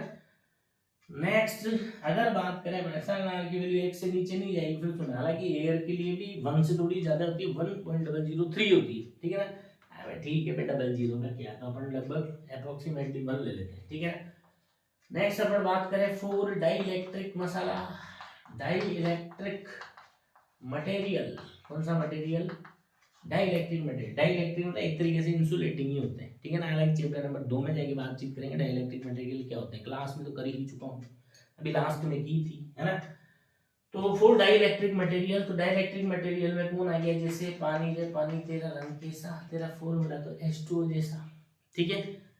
नेक्स्ट इसके अलावा हम बात करें, वाटर हो गया, वुड हो गई जी, ग्लास हो गया, इनमें करंट नहीं चलता है, वैक्स हो गई, ये है माइका, है बात। इनके लिए जो एप्सिलॉन आर की वैल्यू है वो 1 से लेके इंफिनिटी, 1 से लेके इंफिनिटी, समझ आती बात। नेक्स्ट इसके बाद बात करें अपन फॉर कंडक्टर्स, कंडक्टर्स की बात कर रहे हैं भाई साहब। कंडक्टर्स का मतलब जिनके अंदर करंट चलेगा, चार्ज दौड़ेगा धनाधन, ठीक है ना। तो जो कंडक्टर्स होते हैं, कंडक्टर्स के अंदर हमारा कौन आ गया था एग्जांपल, ऑल मेटल्स, जितनी भी मेटल्स हैं, क्लियर है बात, टन टन जो करती हैं, जैसे एल्यूमिनियम, जैसे AgG, copper, aluminium, iron, platinum, अदरक, लहसुन और भी जितनी है, ठीक है ना। इनके लिए जो एप्सिलॉन आर की वैल्यू है वो इनफाइनाइट, बहुत बड़ी वैल्यू, इनफाइनाइट, कितनी है, इनफाइनाइट, क्लियर है। तो इस तरीके से मैं कह सकता हूँ कि एप्सिलॉन आर की जो all possible values of epsilon R is from 1 to infinity, from 1 to infinity, 1 से कम नहीं जाएगा, मिनिमम 1 के नीचे नहीं। समझ में आती बात? चलो बहुत बढ़िया, कोई कष्ट, कोई दिक्कत, कोई समस्या यहाँ तक नहीं है, ठीक है, एक बार देख लो।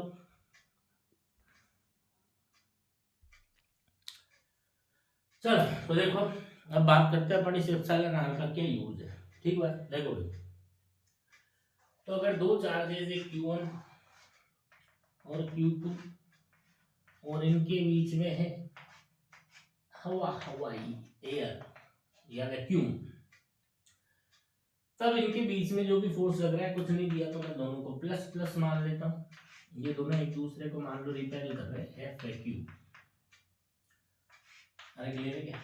ठीक है, तो अगर मेरे को वैक्यूम में फोर्स लिखना है, कितना लग रहा है, वही ये दूरियां आर, कितनी ये दूरियां आर, तो क्या लिखूंगा, F vacuum equals to K, yes yes yes, K given Q2 upon are square, और के की जगह क्या है यहाँ, एयर, तो एयर के लिए के की value 1/4 by epsilon nought Q1 Q2 upon are square. बहुत बढ़िया सर, ठीक है। अच्छा, अगर इन दोनों चार्जेस को, ये Q1 है, ये Q2 है, अगर इनके बीच में कोई मसाला डाल दिया जाए, कुछ मसाला आ गया, ये दूरियां, और ये जो मसाला हमने डाला, इसका मसाला नंबर है एप्सिलॉन आर। अब आपसे पूछा, मतलब अब इनके बीच में कोई मीडियम आ चुका है, तो अब जो फोर्स लग रहा है, जो Q1 पे नेट लग, Q2 पे नेट लग रहा है, वो एफ मीडियम, जो Q1 पे नेट लग रहा है वो भी है एफ मीडियम। तो जो एफ मीडियम होगा उसको क्या लिखोगे, के Q1 Q2 upon are square, और अब के की वैल्यू, यहाँ मसाला आ चुका है, तो यहाँ के की वैल्यू मसाले वाली, मसाले के लिए के की वैल्यू कितनी होती है, 1/4 pi epsilon Q1 Q2 upon are square. है बात, और एप्सिलॉन तो दिया ही नहीं, हमें तो क्या दिया है, एप्सिलॉन आर, तो हमें पता है एप्सिलॉन की जगह पे क्या लिख दोगे, epsilon not into epsilon r, तो यहाँ से आ गया F medium equals to 1/4 pi epsilon naught epsilon r Q1 Q2 upon are square. अरे क्लियर बात, हम यहाँ से भी एक इस तरह का क्वेश्चन बनता है क्या, क्वेश्चन इस तरीके से बनता है कि दो चार्जेस है Q1 और Q2, वो वैक्यूम में या एयर में किसी डिस्टेंस से सेपरेट है, और बोलेगा इन चार्जेस को किसी मीडियम में डाल दिया जाए। मतलब यहाँ से इस सिचुएशन से ये सिचुएशन बना रहा हूँ, मतलब मीडियम नहीं से मीडियम ला रहा हूँ इनके बीच में, ठीक है ना। पर मैं क्या नहीं कर रहा हूँ, मैं Q1 और Q2 को नहीं छेड़ रहा हूँ, और न ही मैं सेपरेशन को छेड़ रहा हूँ। Q1 Q2 और इनके बीच की जो दूरियां हैं उनमें कोई चेंज नहीं। क्लियर बात? तो आपसे पूछेगा फोर्स में क्या चेंज आएगा, तो वैसी बात है, जब तुम्हारे बीच में हवा है या कुछ नहीं है तो फोर्स इतना है, तुम्हारे बीच में मसाला आ गया तो फोर्स इतना हो गया। अब हमें पता करना है भाई कितने टाइम्स हो गया क्या है, तो अगर मैं दोनों को डिवाइड करूँ, डिवाइड करके जब मैं सोल्व करता हूँ तो मेरे पास निकल के आता है F medium equals to F vacuum by epsilon r. मतलब अब जो आपका Q1 होगा वो भी नेट इतना फोर्स एक्सपीरियंस करेगा, जो Q2 होगा वो भी नेट इतना फोर्स एक्सपीरियंस करेगा। समझ रहे हैं भाई? अरे क्लियर है बात? और मुझे अच्छे से पता है कि एप्सिलॉन आर की वैल्यू तो 1 से बड़ी ही होती है, और 1 से बड़ी ही होती है, तो 1 से बड़े नंबर से डिवाइड करेगा तो वैल्यू कम होगी बात। मतलब अब Q1 और Q2 जो है ना, वैक्यूम में ज्यादा फोर्स एक्सपीरियंस कर रहे थे, मीडियम में कम करेंगे। समझ आती बात? Net force experience by Q1 and Q2 decrease हो गया। क्या हो गया? डिक्रीज हो गया। समझ आती बात? मतलब वैक्यूम में थे, समझ आती बात, और वहां पे मान लो 100 न्यूटन लग रहा था, अब तुमने साला ऐसा मसाला डाल दिया जिसका मसाला नंबर, हाँ मसाला डाइलेक्ट्रिक कांस्टेंट को मैं मसाला नंबर भी बोलता हूँ, जिसका मसाला नंबर है 2। क्लियर बात? तो फोर्स पहले था 100, अब हो गया 100/2, तो कितना हो गया 50। मतलब पहले ये भी 100 फील कर रहा था, वो भी 100 फील कर रहा था, अब ये भी 50 फील करेगा और ये भी 50 फील करेगा। समझ में आती बात? अरे क्लियर है क्या? तो मीडियम मसाला डालते ही फोर्स क्या हो जाता है, कम हो जाता है, ठीक है ना। चलो भाई बहुत बढ़िया, बहुत सुंदर। अच्छा एक बात और यहाँ से और किस तरह का क्वेश्चन बनता है उसके बारे में भी अपन बात करें, ठीक है ना। तो अगला जो क्वेश्चन हमारे पास यहाँ से बनता है वो क्या है, ध्यान से सुनना, तो वो है कि मान लो जैसे ये Q1 है और ये Q2 है, ये दो चार्जेस हैं और इनके बीच में कुछ दूरियां हैं, ये दूरियां स्मॉल आर, ठीक है। अब आपसे बोला कि इनके बीच में हमने क्या कर दिया, कोई मेटल का पीस डाल दिया, और कितना डाला, बोला फुल एंड फुल भर दिया। इनके बीच में हमने क्या कर दिया भाई, मेटल का टुकड़ा डाल दिया, मेटल का पीस हमने इंसर्ट कर दिया, क्लियर है। तो आपसे पूछा बताओ Q1 Q2 पे नेट फोर्स बताओ, ठीक है। तो आंसर है, बोलो मान लो पहले क्या था, वैक्यूम में जो फोर्स था, ठीक है ना, वो मान लो जब पहले इनके बीच में कुछ नहीं था तब फोर्स था F वैक्यूम, और अब इनके बीच में मेटल आ चुकी है, मसाले के नाम पे मेटल आ चुका है, तो F vacuum upon epsilon r of metal. Oh my god, metal तो कंडक्टर होता है, और कंडक्टर के लिए एप्सिलॉन आर की वैल्यू इनफाइनाइट होती है, और इनफाइनाइट से डिवाइड करेंगे तो जोरदार तालियां, फोर्स हो गया जीरो। फोर्स कितना हो गया, जीरो, मतलब ये भी नेट फोर्स जीरो फील करेगा और ये भी नेट फोर्स जीरो फील करेगा। अच्छा ये तो देखो ना, तुमने पूरा ठस के मेटल डाला है। अगर इसकी जगह पे मैं कहता ना भाई कि मैंने Q1 और Q2 के बीच में ठस के नहीं डाला मेटल, मान लो इनके बीच का जैसे यहाँ पे सेपरेशन था, मान लो कुछ भी था, मान लो 1 मीटर था, और तुमने 1 मीटर ब्रेड्थ का ही क्या कर दिया, 1 मीटर थिकनेस का ही मेटल का टुकड़ा फंसा दिया। अब मैं बोल रहा हूँ कि इनके बीच में कुछ सेपरेशन है, बट अब जो मैं मेटल डाल रहा हूँ ना, वो मेटल में डाल रहा हूँ चिन्नी सी, चिन्नी चिन्नू चिन्नू चिन्नी सी, मैंने इसमें मेटल डाली चिन्नी सी, मेटल डाल दी वैसा चिन्नी सी, तो चिन्ना डाल की तो चुन्नी डाल की तो चुन्नी लाल डाल, नेट फोर्स ना भाई जीरो रहेगा। दो चार्ज के बीच में अगर तेने मेटल डाल दी, क्या कर दी, मेटल डाल दी, तो सुनना भी नहीं है कि चिन्ना डाला कि चुन्नी डाली कि क्या डाला, उससे कोई फर्क नहीं पड़ेगा, नेट फोर्स जीरो हो जाएगा। Q1 भी अब नेट फोर्स जीरो एक्सपीरियंस करेगा, Q2 भी अब नेट फोर्स जीरो एक्सपीरियंस करेगा। क्या बात समझ आएगी, क्लियर है यहाँ तक का, बहुत बढ़िया, बहुत सुंदर, ठीक है ना। अब आ जाओ भाई कूलम्ब फ्लो के ऊपर, और क्या क्या क्वेश्चन बन सकते हैं। तो ये जो फॉर्मूला है F equals to K Q1 Q2 upon R square, ठीक है। न्यूमेरिकल्स के लिए अलग से लेक्चर लेकर के आऊंगा, फिलहाल थ्योरी समझा रहा हूँ, थ्योरी को पहले कंप्लीट करो, फिर न्यूमेरिकल्स के लिए भी लेकर के आऊंगा, ठीक है। तो F equals to K Q1 Q2 upon R square, क्या क्या न्यूमेरिकल बन सकते हैं। तो न्यूमेरिकल बन गया भाई, फॉर एग्जांपल जैसे सीधा सीधा वैल्यू दे दी उसने कि दो चार्जेस हैं, ये 6 माइक्रोकूलम है, ये 8 माइक्रोकूलम है, इनके बीच का सेपरेशन 3 सेंटीमीटर है, ये एयर में पड़े फोर्स बताओ। तो यहाँ डाल पे वैल्यू डाल, के की वैल्यू डाल, एयर के लिए 9 × 10 टू द पावर 9, 6 माइक्रोकूलम तो 6 × 10 टू द पावर -6, 8 तो 8 × 10 टू द पावर -6, ये दूरियां 3 सेंटीमीटर, तो 3 × 10 टू द पावर -2 मीटर में कन्वर्ट करेगा। ऐसा ही सिस्टम में काम करना है हमें पूरा। तो 3 × 10 टू द पावर -2 का स्क्वायर अगर सोल्व कर आंसर आ जाएगा। एक क्वेश्चन तो ये बनता है, ठीक है। दूसरा क्वेश्चन आपको बोल देगा कि दो चार्जेस हैं Q1 Q2, उन्होंने बोला दो charges are separated by certain distance, if both the charges are doubled and distance between them is halved, तो बताओ, अब बताओ कितना फोर्स लग रहा है। तो एक काम कर, पहले तो तू मान ले Q1 Q2 थे, r डिस्टेंस पे रखे थे, ये फॉर्मूला लगा है, फोर्स निकाल, फिर दोनों को डबल कर दे, Q1 की जगह 2Q1 लिख दे, Q2 की जगह 2Q2 लिख दे, ये दूरियां जो r थी आधी कर दी उसने, तो r/2 रख दे, सोल्व कर ले भाई, समझ में आती है यहाँ तक बात। क्वेश्चन बन सके इधर का चार्ज उधर ट्रांसफर कर दिया, उधर का इधर कर दिया, तो कुछ नहीं करना, जो वो बोल रहा है वो वेरिएशन डाल, Q1 Q2 की ओल्ड वैल्यू, Q1 Q2 की न्यू वैल्यू, ओल्ड वैल्यू के लिए फॉर्मूला, न्यू वैल्यू के लिए फॉर्मूला, सोल्व कर लेना, क्या दिक्कत है उसमें, समझ में आती है यहाँ तक, बहुत बढ़िया, बहुत सुंदर, कर लेंगे। फिर भी नहीं कर पाएंगे तो हम आपके लिए और वीडियो बनाएंगे जिनमें न्यूमेरिकल भी लेकर के आएंगे, ठीक है। आओ देखो, अभी तो थ्योरी कंप्लीट करो भाई, बोर्ड में नंबर लाने हैं, ठीक है। चलो देखो आगे की बात करते हैं। नेक्स्ट अब आता है अपने पास क्या, कि ये जो इलेक्ट्रोस्टैटिक फोर्स है ना, इलेक्ट्रोस्टैटिक फोर्स, इसके बारे में ना मुझे कुछ बातें पता चली, सीक्रेट, इनके बारे में कुछ सीक्रेट मुझे पता चला है, तो वो मैं बताता हूँ तुम्हें।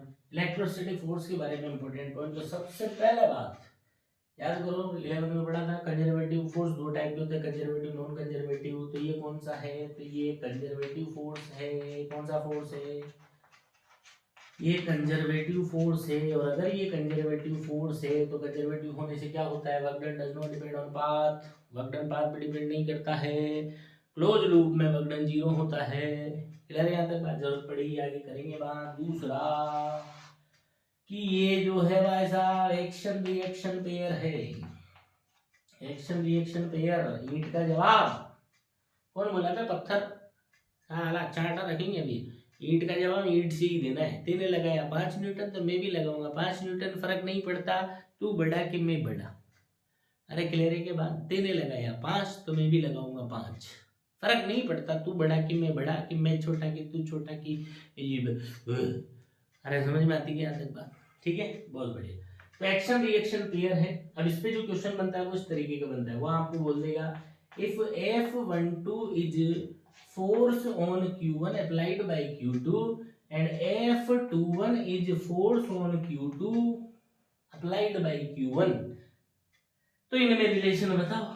बराबर का होगा, छोटे का होगा, बड़े का होगा, नॉट इक्वल टू का होगा, कैसी होगा जो बताओ।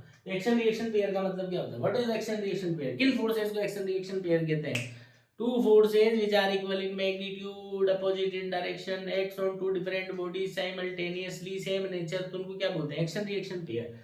तो इसका मतलब ये एक्शन रिएक्शन पेयर है, equal in magnitude, opposite in direction. इसका मतलब क्या ऐसे लिखना चाहिए? बहुत बढ़िया। अरे क्लियर है के बाद? ठीक है, चलो। तीसरी बात कि ये जो है ना भाई, ये सेंट्रल फोर्स होता है। कैसा फोर्स होता है? Central force. ऐसे फोर्सेस जो डिस्टेंस पे डिपेंड करते हैं, ऐसे फोर्सेस जिनको इन फॉर्मेट में लिखा जाता है, जिनको इस तरह के फॉर्मेट में लिखा जाता है। क्लियर है बात? उन फोर्सेस को हम क्या बोलते हैं? Central forces. तुम तो सिंपल ध्यान रखो, सेंट्रल फोर्स मतलब डिस्टेंस पे डिपेंड करे, अलोंग द लाइन जॉइनिंग लगे, उनको बोलते हैं सेंट्रल फोर्स। ठीक है, तो ये एक सेंट्रल फोर्स है। सेंट्रल फोर्स होने से हमें क्या फायदा है कि सिस्टम का जो एंगुलर मोमेंटम है कंजर्व रहता है। पर 12th में ये चीज हमारे कहीं पे भी काम आने वाली नहीं है। ठीक बात?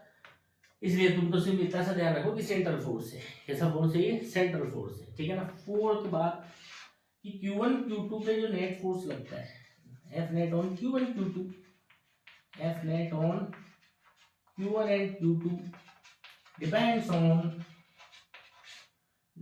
on medium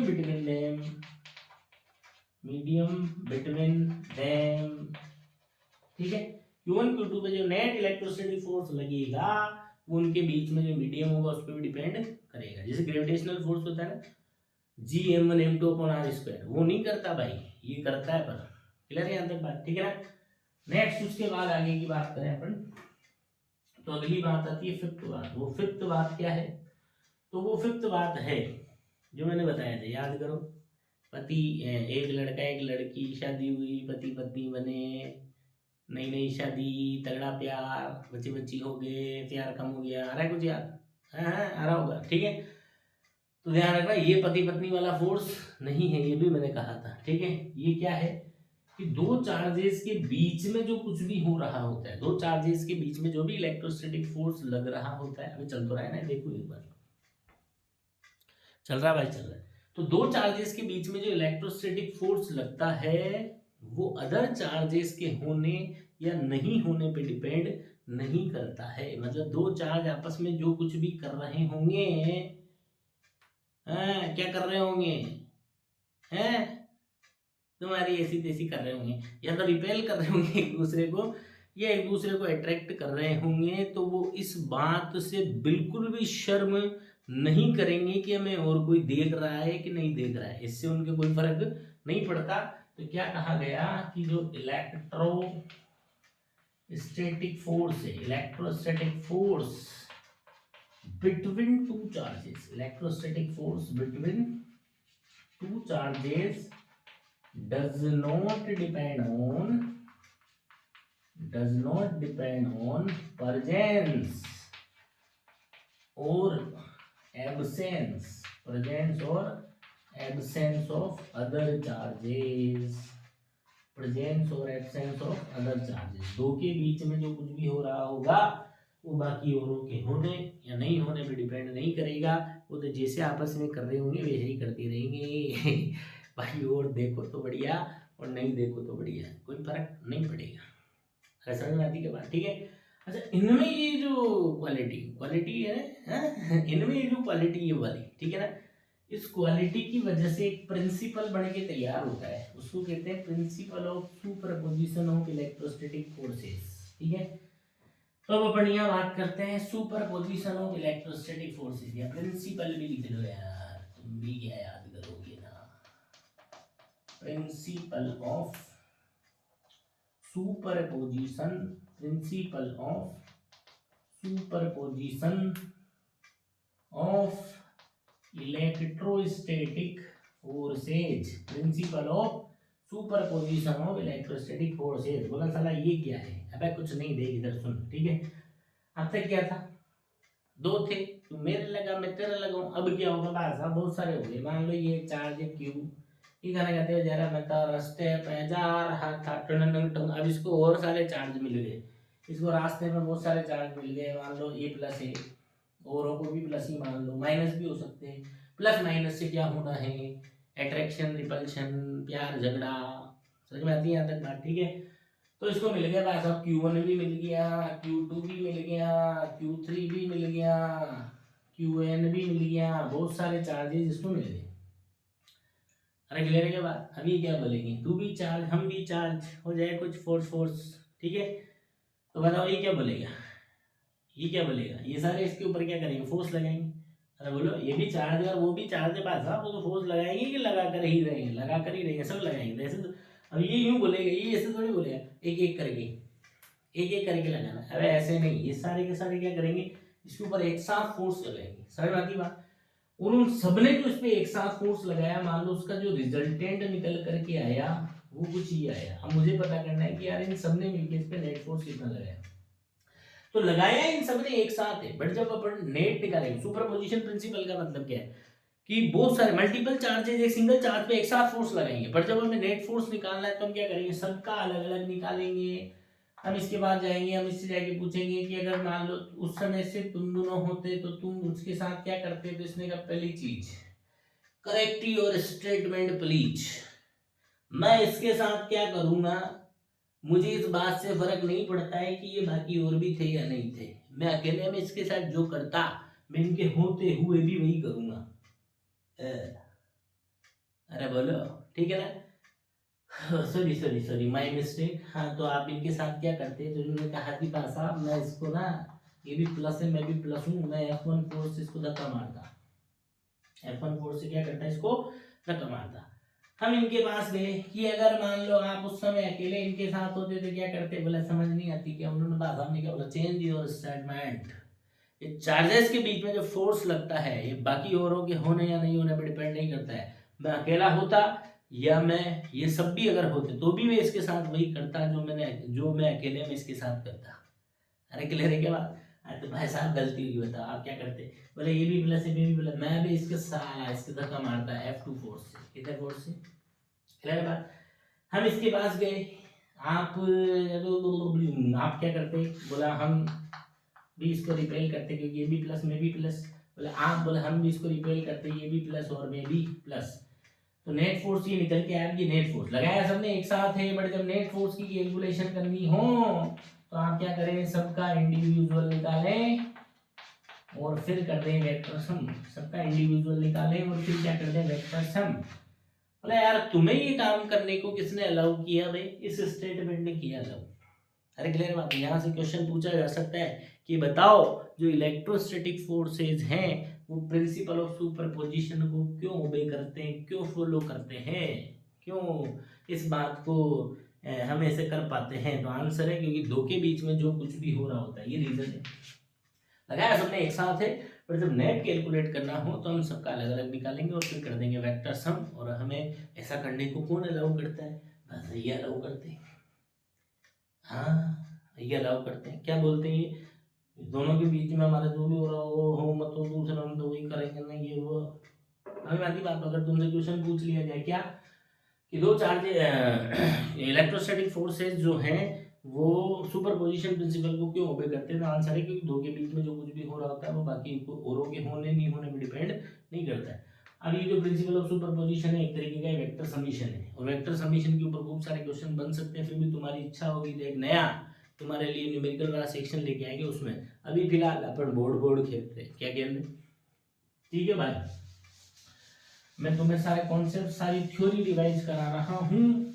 न्यूमेरिकल जो है बाद में करवा दूंगा, परेशान होने की, घबराने की, शर्माने की आवश्यकता नहीं है, ठीक है, क्लियर। चलो तो ये हो गया वैसा, प्रिंसिपल ऑफ सुपरपोजिशन भी हो गया, ठीक है ना। अब इसके बाद अगली चीज जो हमारे पास आती है, 1 मिनट टाइम देख लेते हैं कितना हो गया।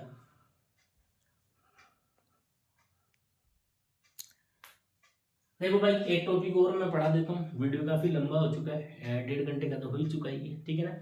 एक टॉपिक और पढ़ाते हैं, फिर नेक्स्ट वीडियो में इसको चैप्टर को कंप्लीट कर देंगे अपन, ठीक है ना।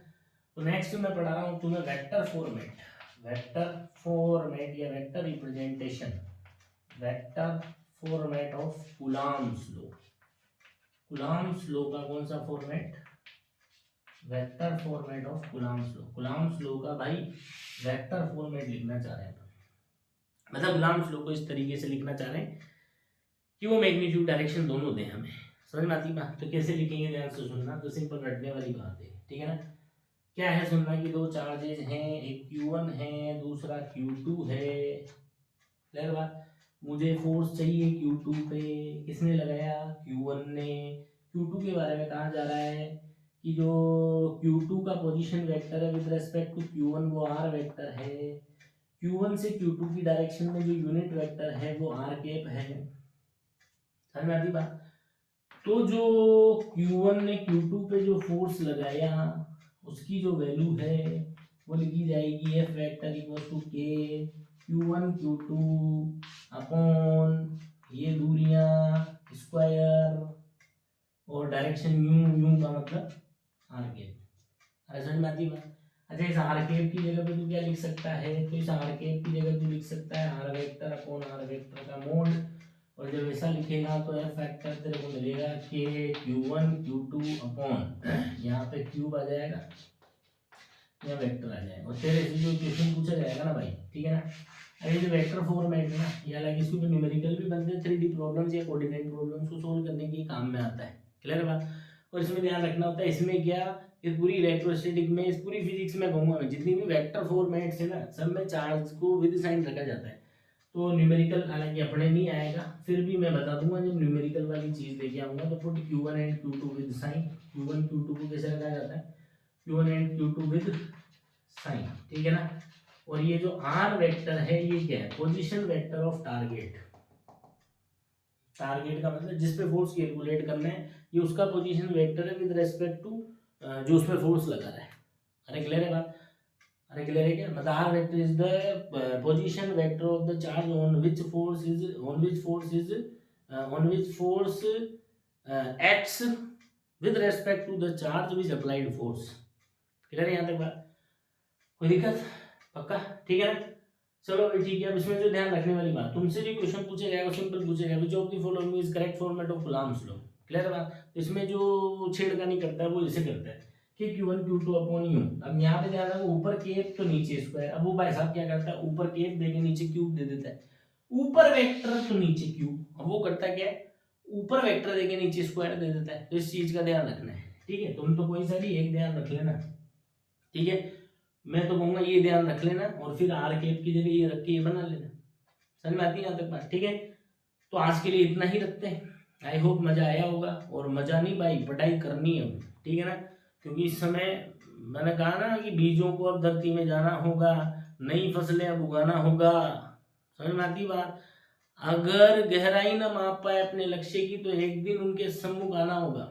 अभी नहीं पढ़ोगे वो रिजल्ट आएगा, वो तो अपना उसका जो परिणाम है वो तो सामने तुम्हारे आएगा ही आएगा। तो बोल रहा हूँ मैं अब भी कि उठो, कमर को कस लो तुम, मुश्किलों पर हंस लो तुम। जो भी मुश्किलें आ रही है सबको इग्नोर कर दे, हैं ठीक है, मुश्किलों को क्या कर दो, हंस लो तुम। इंद्रियों को वश में कर लो, मन में पूरा जोश भर लो।